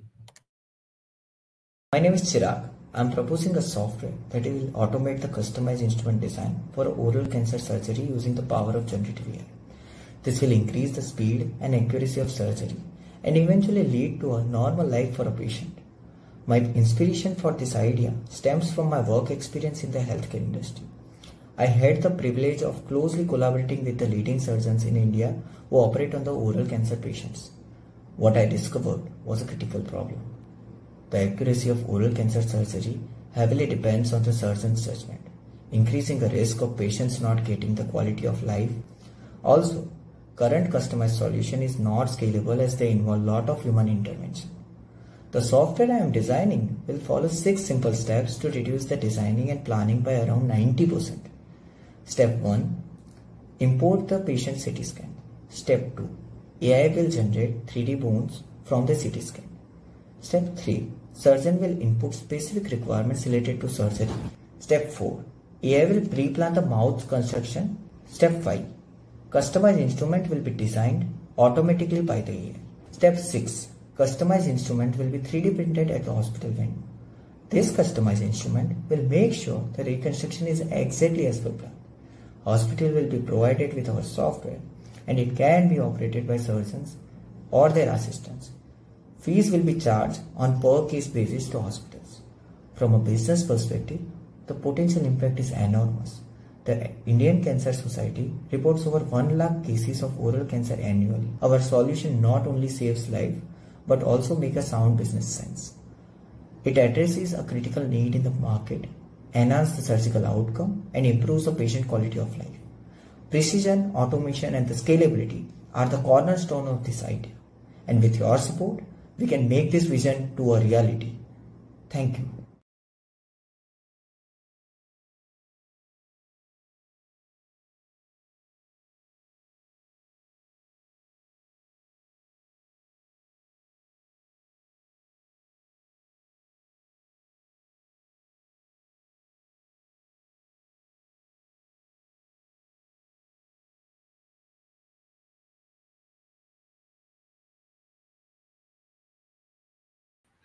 Hi, Hello, please everyone. unmute yourself. We can't hear you at all.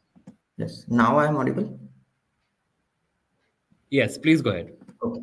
Hello, everyone. I am proposing a solution which is customized implant design using the AI for oral cancer patient. So, if we understand the current market, there is a need for a quality of healthcare. If you look at the cancer patient's surgical experience, their afterlife after surgery is not that great, and they are looking for better solution. And customized implants provides very better result compared to traditional solution. Doctors and patients are also getting awareness about this solution, but the problem with this is that the TAT between surgery start TAT between TET between implant delivery is very high, and longer wait time is not possible in case of cancer patient. Also, accessibility is increasing because of insurance penetration rate increasing, and various government schemes like Ayushman Bharat, and also if you look at the state government schemes, like for example in Gujarat, Ma Vatsalya Yojana is also being promoted as a very good scheme. So this financial support is increasing the accessibility, and affordability of customized implant will increase with the use. So if you look at the journey, the patient CT scan will be imported, converted to 3D model. Planning and design will happen on that patient CT scan, which will be very personalized for that patient. Will 3D print the implants and the surgical guide and perform the surgery. What I'm proposing is I want to convert this journey into completely automation. For example, we'll train the AI model to perform design the instruments and implants by itself.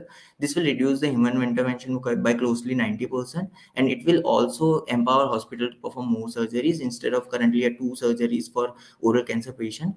My solution will be the one-stop solution at the hospital venue, and will be the easiest option for the surgeon, so that the logistic cost is reduced. Also, our value proposition will be increasing the surgery time, reducing the surgery time, increasing the accuracy and cost per unit. Next, we'll look at other companies are doing this at a very particular type of value chain. For example, certain companies are working in the automation of converting CT scan into 3D model, but some are into automated design of implants for one specific surgery.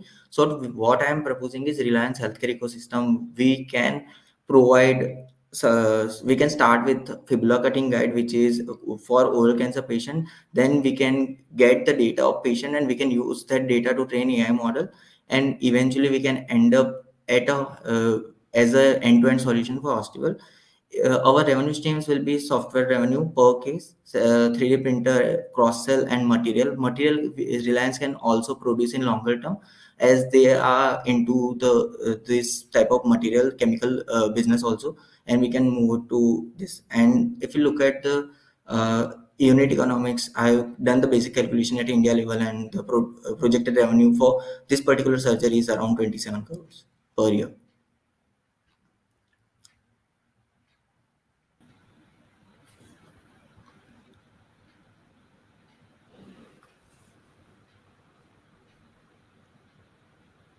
Mr. Luna, I request you to go ahead with the question, please.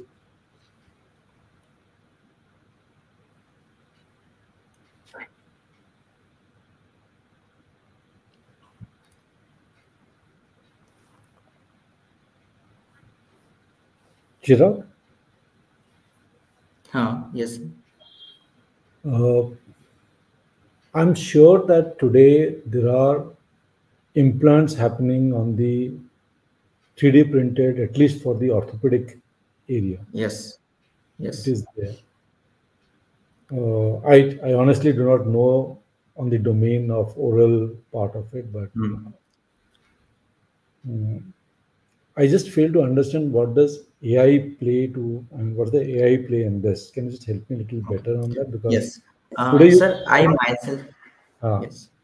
Yeah, I myself has worked for 1 year in this customized implant industry. Oral cancer, for oral cancer, there exists a solution which is customized. The problem here is the longer wait time. For example, once the CT scan of patient arrives, and from that to delivering the 3D printed implant to hospital, the stat is around 15-20 days, or sometimes a month as well. So this time is very long, and wait period is not possible for cancer patient, because cancer is spreading inside your body. So in order to avoid this, what I'm proposing is we can set up a lab at a hospital venue itself. For example, our automate software will design the instrument, customized instrument as per their natural born, and this will be 3D printed at a hospital venue.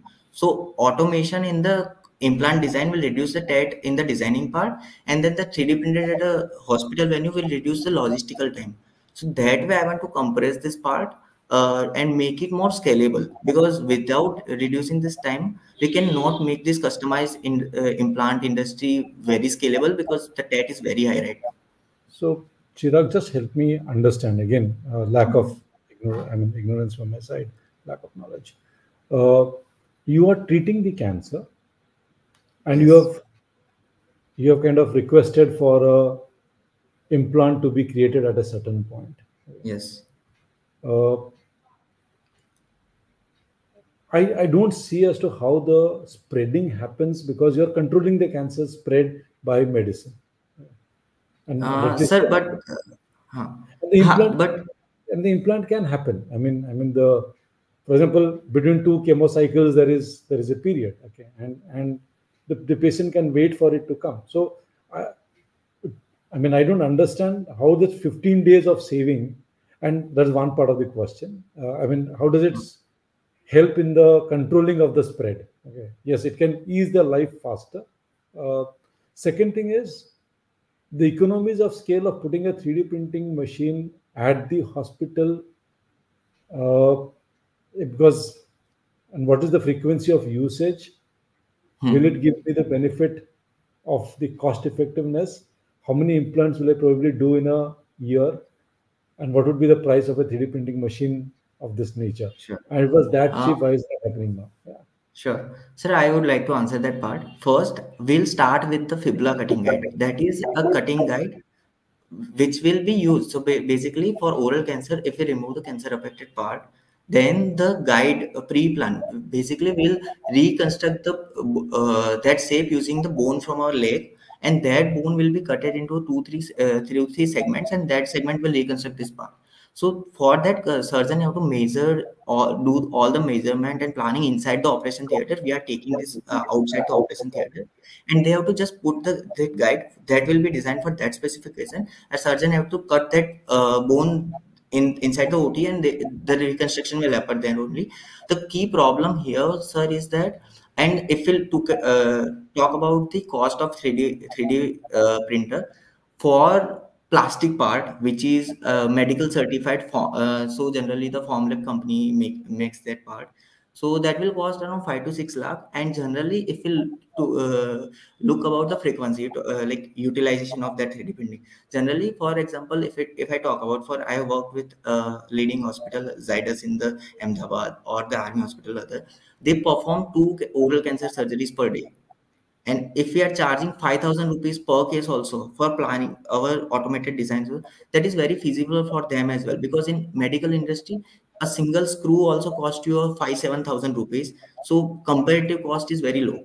So, and they are very happy to provide. But the only problem with surgeon is that I want this for all the cases and not for the one cases. If you are taking 15-20 days to deliver this component for every case, it's not feasible for us, because accuracy is increasing for certain patient and other I have to do manually, so it doesn't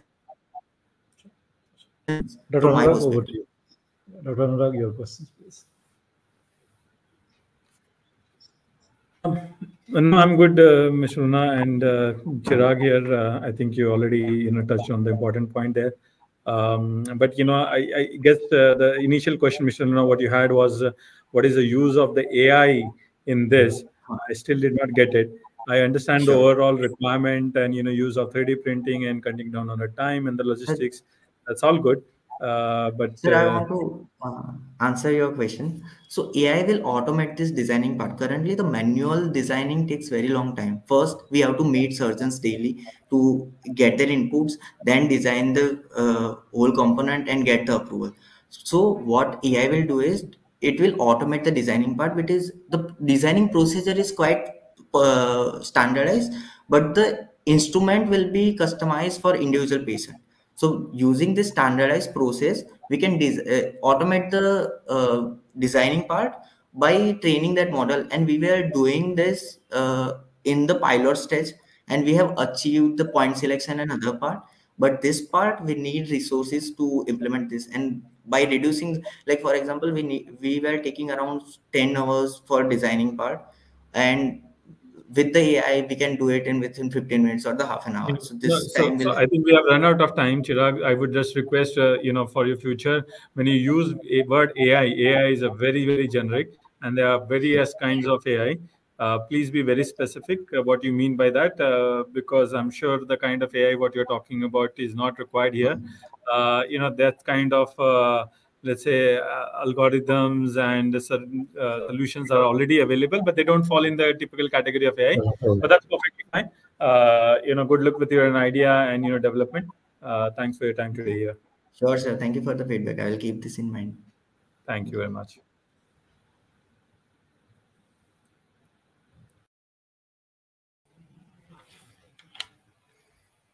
Thanks, Chirag. And now we have Mahindra Makhija from ITM Gwalior. Please go ahead with your pitch. Very good evening.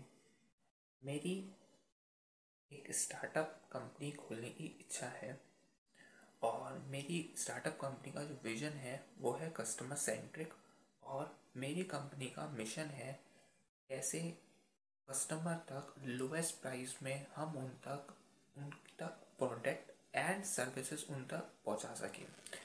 मेरी company का जो एक basic idea है वो ये है कि हम लोग जो इलेक्ट्रिकल इक्विपमेंट सॉल्यूशंस होते हैं जैसे कि cables, solar panels, battery, inverters, switches, bulbs, सारे वो इलेक्ट्रिकल इक्विपमेंट जो रोज़मर्रा की ज़िंदगी में हमारे पास यूज़ होते हैं, मैं उन सारे इलेक्ट्रिकल इक्विपमेंट्स को शॉप से, फैक्ट्री से डायरेक्टली कंज्यूमर से, एंड कंज्यूमर तक पहुंचाना चाहता हूँ। अब ये पहुंचेगा कैसे? सबसे पहले हम एक मोबाइल ऐप बनाएंगे जिसके थ्रू हम रिटेल कस्टमर्स को अपनी तरफ खींचेंगे। रिटेल कस्टमर्स में हम टीयर 1 सिटीज़ पे ज़्यादा फोकस करेंगे as compare to tier 2 and tier 3 cities through M commerce. वहाँ पर हम जो मिनिमम ऑर्डर रखेंगे, प्लेसमेंट ऑर्डर, वो लगभग 1500 का रखेंगे ताकि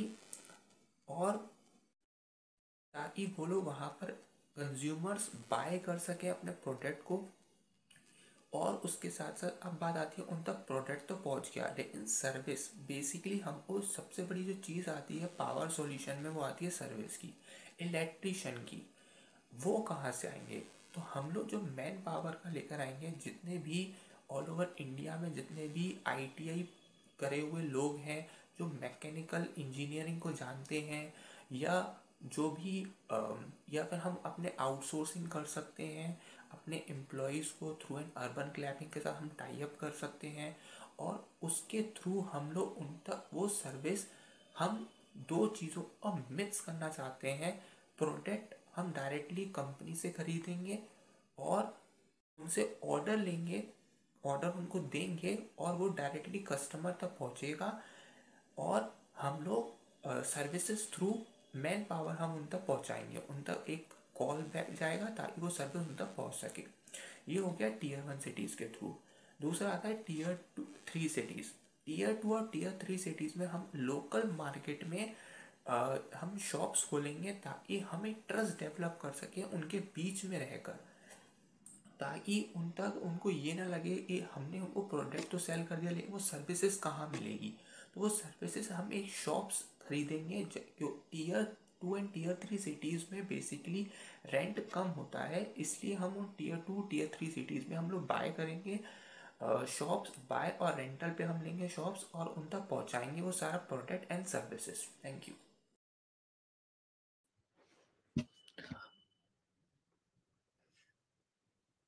Hello, I'm audible. Hello. A warm welcome to everyone. I am Mahindra Makhija, a student of ITM Universe, Gwalior, presenting an innovative solution for the power equipment. As the project name is MGR Sales and the tagline itself denotes, ये सिर्फ एक नाम नहीं, एक brand है। सबसे पहले मैं ये बताना चाहता हूँ आपको कि ये जो MGR सेल्स है ये एक प्लेटफॉर्म रहेगा, और सेकंड हम इसको सेकंड लेवल पे जब हम इसको लेकर जाएंगे तो हम इसको एक मार्केटिंग प्रोडक्ट बेस्ड कंपनी बनाएंगे, और दोनों लेवल्स पे ही हम एक सर्विस प्रोवाइड करेंगे which will be related to our its product, पहली चीज़।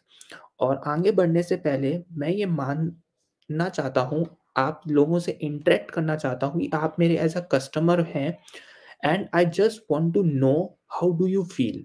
अगर आपको पता चले आपके पास गाड़ी है, बंगला है, लेकिन आपको पता चलता है कि गाड़ी में लगने वाली जो बैटरीज हैं, बंगले में जो लगने वाला इन्वर्टर बैट सेटअप है, सोलर पैनल्स है, लाइट फिटिंग्स हैं, इन सब के लिए आपको डिपेंड होना पड़ता है नियर बाय शॉप्स पे या फिर कंपनी के रजिस्टर्ड डीलर के साथ।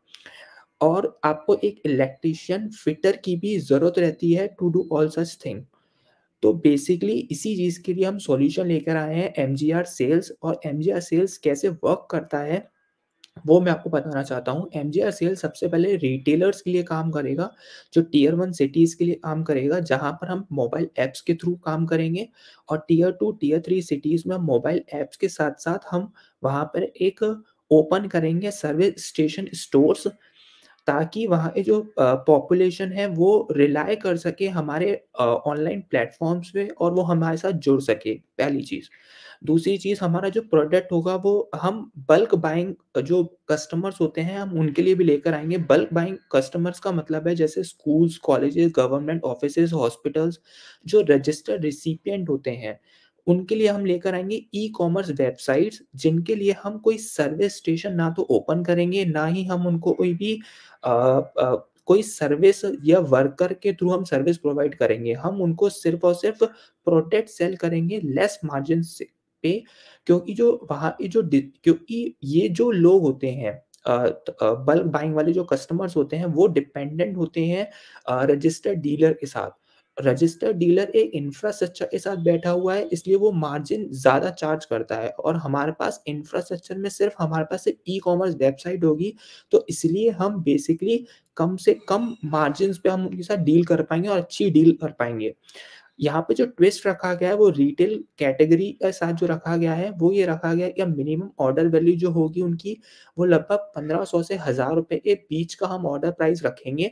और जो बल्क बाइंग कैटेगरी होगी उसमें हम मिनिमम ऑर्डर प्राइस रखेंगे 2 लाख और अबव। और फिर इसके बाद आता है एमजीआर सेल्स सर्विस प्रोवाइड करी, तो सर्विस हम कैसे प्रोवाइड करने वाले हैं, जो एम्प्लॉयमेंट होगा, जैसे अभी जो आईटीआई पास लोग होते हैं या जो भी लोग होते हैं, अनएम्प्लॉयड लोग होते हैं, एक तो अनएम्प्लॉयमेंट हटेगा क्योंकि आईटीआई पास जो स्टूडेंट्स हैं या जो बीटेक पास स्टूडेंट्स हैं उनको जो नौकरियाँ नहीं मिल पा रही हैं, तो इस वजह से वो लोग अपना कर पाएँगे। और या फिर अगर हम कोई रिमोट एरिया है जहाँ पर हम ये सारी सर्विस नहीं दे पा रहे हैं, तो हम आउटसोर्सिंग भी कर सकते हैं अर्बन क्लैब के साथ कोई दूसरे एरियाज़ में।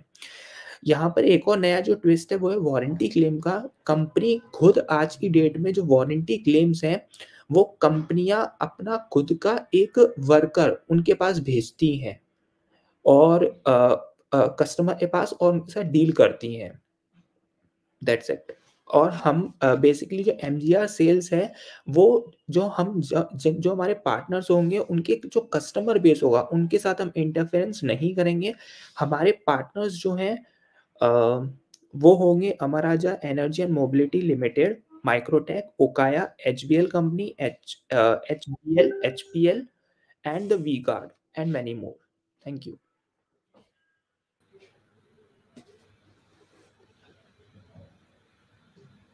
Very good.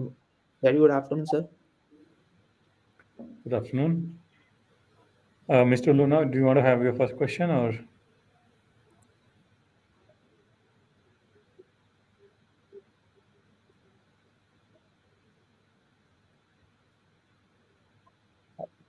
Hello. जी sir. Mr. Luna, did you ask me a question or you want No, me no. to go ahead? Please go ahead. Okay, thank you. Yeah. So, yeah, thanks for your pitch today.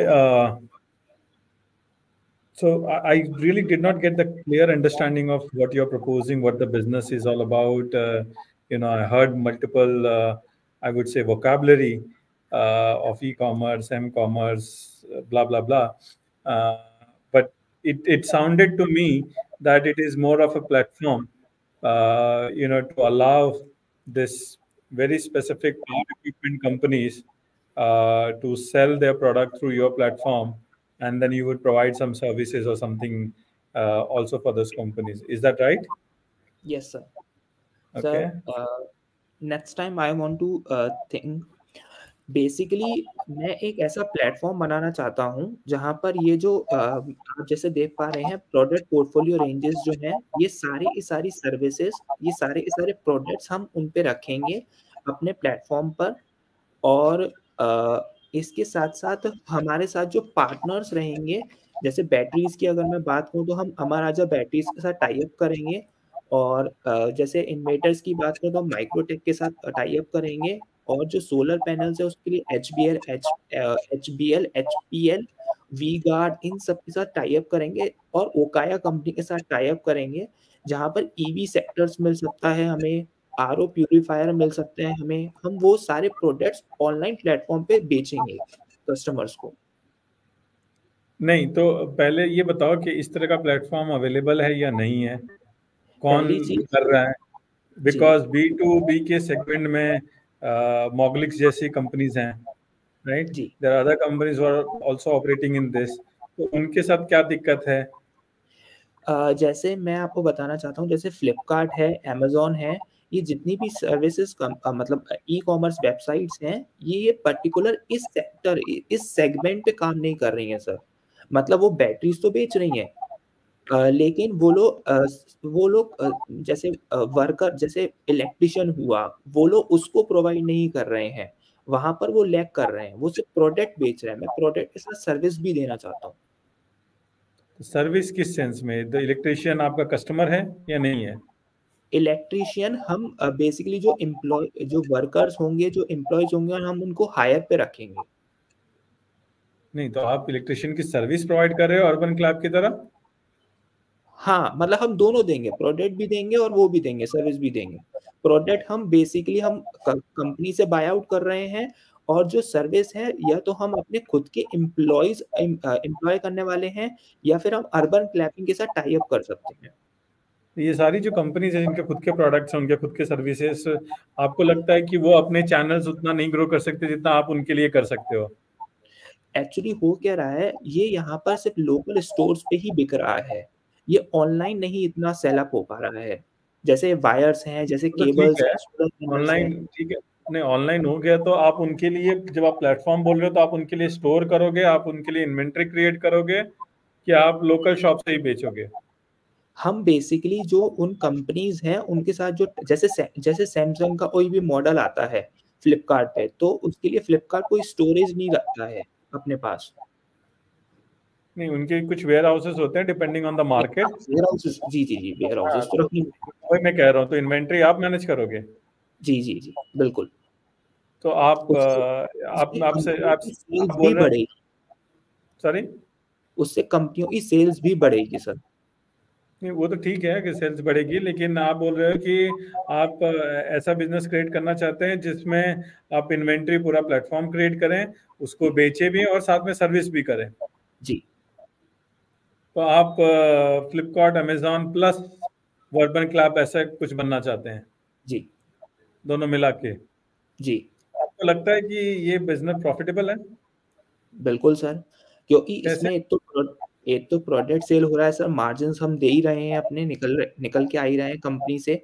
दूसरी चीज़ basically हम यहाँ पे एक annual maintenance charge के नाम पर हम रखेंगे जो बेसिकली हमारे वर्कर्स के लिए रखा जाएगा, वो नहीं, साल भर नहीं, के लिए इसका सही जवाब देने का तरीका ये है कि आप जितनी ये सारी कंपनियां उनका बैलेंस शीट उठा के मेरे को बताओ कि ये हाँ, प्रॉफिटेबल है या नहीं है। वो सब लॉस मेकिंग कंपनीज़ है सर। सर हर और स्टार्टअप आप प्रॉफिटेबल हो गए, क्यों? वही तो मेरा क्वेश्चन है। हर स्टार्टअप सर एक लॉस मेकिंग कंपनी है। ज़ोमैटो देख लीजिए आप, कोई भी कंपनी देख लेंगे सर, हर कंपनी लॉस मेकिंग है। मैं आपसे एंड में सिर्फ नहीं, एक बट ही वो एक चीज़ यूएसपी की बात करते हैं ना, आप वो एक यूएसपी बताओ ना मेरे को, तो वही मैं ढूंढ रहा हूँ आपको, क्या मैं डिफरेंट बस कर रहे हो? एक लास्ट पॉइंट सर यही कहना चाहूँगा आपसे कि सर एक आइडिया पे किसी की भी मोनोपोली नहीं होती और मैं एक फर्स्ट मूवर एडवांटेज लेना चाहता हूँ क्योंकि अभी तक इस पर्टिकुलर चीज सेगमेंट पे सर जो जिसकी मैं बात कर रहा हूँ उस पे अभी तक सर किसी ने भी काम नहीं किया है। जैसे ईवी व्हीकल्स जो डायरेक्टली ऑनलाइन बिक रहे हैं, या आरओ प्यूरिफायर्स हैं, या जो केबल्स होती हैं, स्विचेस होते हैं, छोटा से छोटा ऑर्डर भी सर 1200 No, रुपए I का। understood. The segment what you have selected is fine. That's not an issue. जो आपका segment selected है वो ठीक है ना? But मैं तो कह रहा हूँ कि ये जो business overall है, आप जो तरीका है ना, वो segment के लिए आप वही तरीका लगाओगे कि उसके लिए strategy different होनी चाहिए, वो मैं समझना चाहता हूँ, और वो मुझे दिख नहीं रहा है। मैंने सिंप्लीफाई किया। अगर आप बोलते कि मैं फ्लिपकार्ट और अर्बन कैब दोनों मिलके होना चाहता हूँ, तो आप शायद ज्यादा टाइम दे पाते ये बताने के लिए कि आपकी स्ट्रैटेजी और ये प्रोडक्ट सेगमेंट जो आपने चूज किया है पावर इलेक्ट्रॉनिक्स और इसका, वो क्यों ज्यादा मायने रखता है, और वो अभी तक मुझे नहीं क्लियरली आ पाया, मतलब आपके पिच से। ठीक है, आप उस पर फोकस कीजिए रादर देन, क्योंकि अगर कोई चीज ऑलरेडी लिखी गई है, अगर रामायण लिखा गया है तो रामायण का रेफरेंस देना इजी है ना, रामायण फिर से समझाने की जरूरत नहीं है।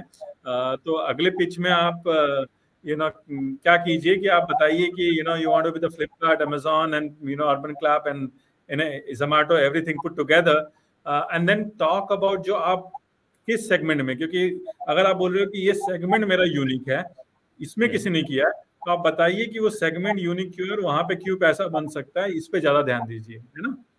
ओके सर, ठीक है। Makija ji, we have run out of time, I think. Miss Luna, if you have anything, sorry. Nothing. क्योंकि yeah, सारे thanks for your... thank you Mahendra ji, thank you. I think सिर्फ ईवी व्हीकल छोड़ के बाकी सारे चीज आई थिंक अमेजन से खरीद सकता हूँ आज की डेट पे। नहीं सर, मिलते हैं लेकिन सर्विस नहीं मिलेगी सर। सर्विस नहीं मिलेगी, अच्छा समझ गए। इसलिए I will not build on. Doctor Anurag ने आपको अच्छी तरह समझाया कि आपका पिच कैसे होनी चाहिए आगे जाके। ठीक है, ओके, ठीक है, thank you. Thank you, Mahendra. Thanks for your effort. Thanks very much. Thank you, sir.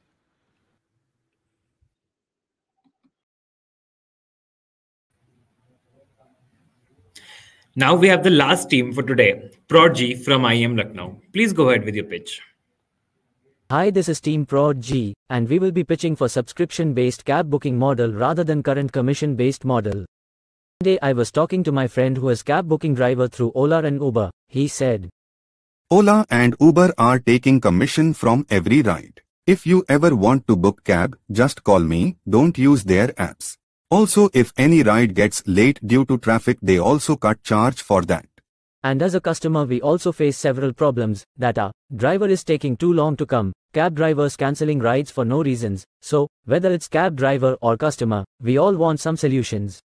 Presenting subscription-based ride booking platform for the cab drivers and customers, where cab drivers will be charged subscription based on number of rides. It will remove the need of commission per ride by the platform provider. Now let's look at the model. We will have following plans. Basic plan, we will charge amount A for X short rides, Y mid rides and Z long rides where X is greater than Y which is greater than Z. Top-up plan, drivers can get additional rides of any particular type as per top-up plan. Infinity plan, drivers will get unlimited rides but it will available at premium pricing. Pricing of subscription plan will be done based on type of rides. Short, mid, long and dynamic, and estimate of drivers earning from the plan, operational cost of business and profit margins. Infinity plan will look similar to the commission-based model, so we will keep its prices competitive to make it more appeal. On the customer's side, we will also introduce a premium for customers which will enable them booking low-cost rides. Drivers will get incentive to accept premium rides leading to increased ride acceptance, reduced wait time and better services. Further, let's discuss the features of the model. All the quoted price amount for the ride will go directly to the bank account of the cab driver. This will look more appealing to the cab drivers that they're not commissioned on every ride they take. The next feature of the model is, the drivers with the basic plan will have a limit on the number of rides they get as per the plan. This will lead to the reduction in the number of cancellations as each cancellation will have cost associated with it.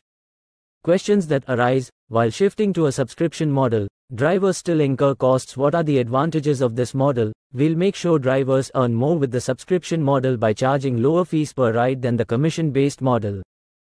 Next questions that arise, this will lead to lower margins for the platform provider company. So while initial margins may decrease, we plan to raise subscription fees gradually as we enhance quality and expand market share, ensuring competitiveness. Finally, let's discuss that what each holder gets from this business model. Customers get cheap rides, reduction in waiting times and better services, benefits for cab drivers, no commission, no late charge and fair subscription charges. After all, ride booking platform provider gets fair profit margins, quality services and increased market share. Thank you.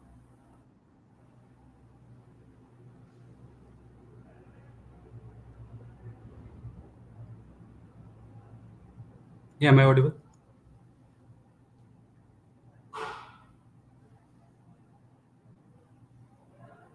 Yeah, okay. Yeah, good afternoon, jury members. So I observed the pain points of all the stakeholders involved in this business. For customers, it was high waiting time and cancellation of the rides after confirmation. And for drivers, it was high commissions and extra charges. And for the company, it was disintermediation by the drivers, where many a times drivers were able to convince customers to save the commissions. So I propose the solution that cab drivers will be charged a subscription, and subscription will allow them to book a certain number of rides.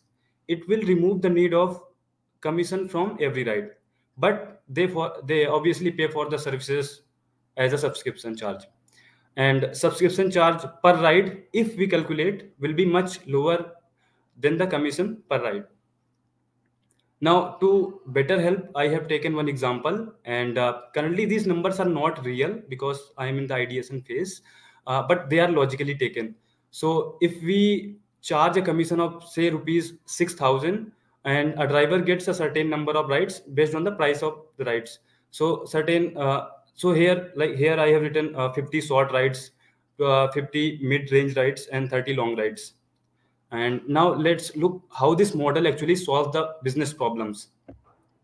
So for the driver, all the quoted price amount for the ride will go to his bank account. There will be no any commission in the process, and earning per ride will be in the subscription model is greater than the given if they are canceling less, then earning will be more, and if the acceptance rate is higher. Okay, so now point to note here is the driver with the basic plan will have a certain limit on the number of rides as per the plan.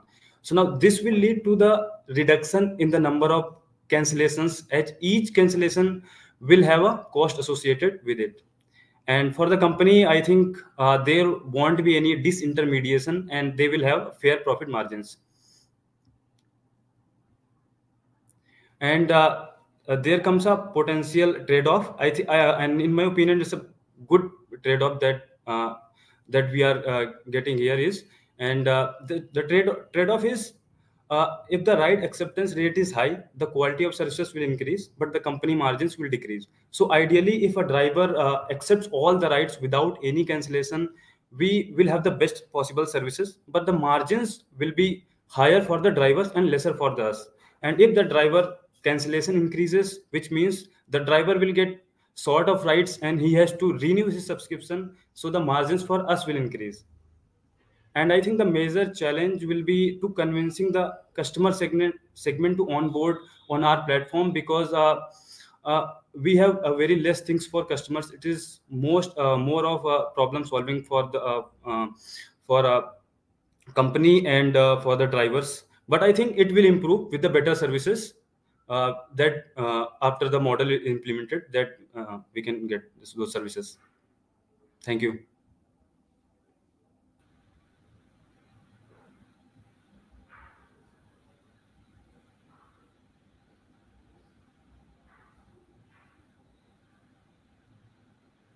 Mr. Luna, I request you to go first. Thanks.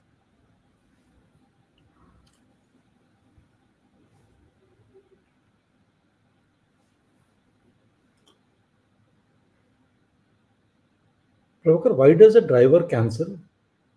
I mean, that is the service. I think you're trying to solve that problem, no? Correct? Yes. As a customer, you're trying to solve my problem, saying that today you're facing a concern of cancellation. Yes. So why does a driver cancel it?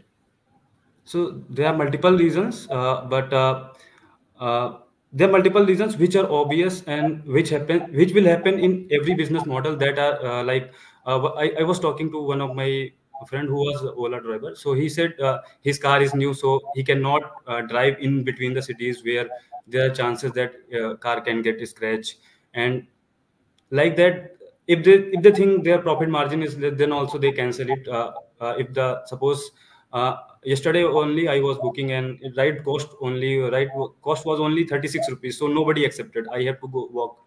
So these are certain things that will always be there, but one major cause that they cancel is that is disintermediation. Once they try to convince the customer, and if they are able to convince the customer, they will cancel, and then both agree and they both take the ride. I mean, at least for having used the app for 10 years, at least no Ola or Uber driver ever called me saying that मैं अभी disconnect कर रहा हूँ, but I'll come and pick you up. It happened with me. Okay, fine. Dr. Anurag, आपका over to you, please. Thank you, Ms. Luna. Yeah, so Prabhakar, I had the same question like Ms. Luna, because we don't think a subscription model is going to change that behavior of the driver. It is more to do with, as you may have said, whether the profitability on that ride is good for them or not. And there has been a couple of, let's say, solution coming to the market where they allow to also find or discover the price itself. So I think that is something you could also think of introducing along with and the subscription is basically for you to get those clients. For you, they are both clients on either end to bring them on the same platform and discover the pricing, right? So I actually had the same question. If you're talking about that subscription, then why are you trying to be Ola and Uber? And is there any reason why Ola Uber charges the kind of a percentage of commission they are charging? They are also in the business. They also have the smart people. Are they not thinking of to go to the subscription model in that case, if it can make the same kind of money which their businesses should be making? So, sir, as I already said, there will be a reduction in the revenue. This model comes with the reduction in the revenue, but I thought the main problem they face is disintermediation, and if this happens in a large scale, then I think many Ola and Uber, I think both made losses. Uber, I think, is not recovering law, but they both made the losses initially. Yeah, So so this intermediation, a way to you to get your revenue. It's not a solution to the problem, right? You have to provide a solution to the problem, which I think somehow it has got lost in your ideation phase completely, because you focus more on the how are you going to get your revenue, and that's not the solution to the taxi driver and to the customer both. Yeah. Okay. So that's what we feel. But if you feel otherwise, I'm sure you should go ahead with your idea. If you think it is right, then you might want to change your idea, tweak it. But yes, there is a huge market still unsolved, I would say. And one of the major challenge, again, I would say, as a customer, I'm sure you would also relate to, is the condition of such cars. The guarantee of behaviors of the drivers and everything is just deteriorating every day. And that is something, if you want to be a, let's say, app-based company for the to manage the travel of a lot of people in this country, then you also have to look at that pain point of the customer, which is what when you are writing about the pain points, you have to write that pain points. Okay. Yeah, I will consider that. Sure. But Mr. Luna, if you have no other question, we can stop here. Yeah. Thank you, Prabhakar, for your time and pitch to us here today. Thank you. Thank you, sir. Thanks.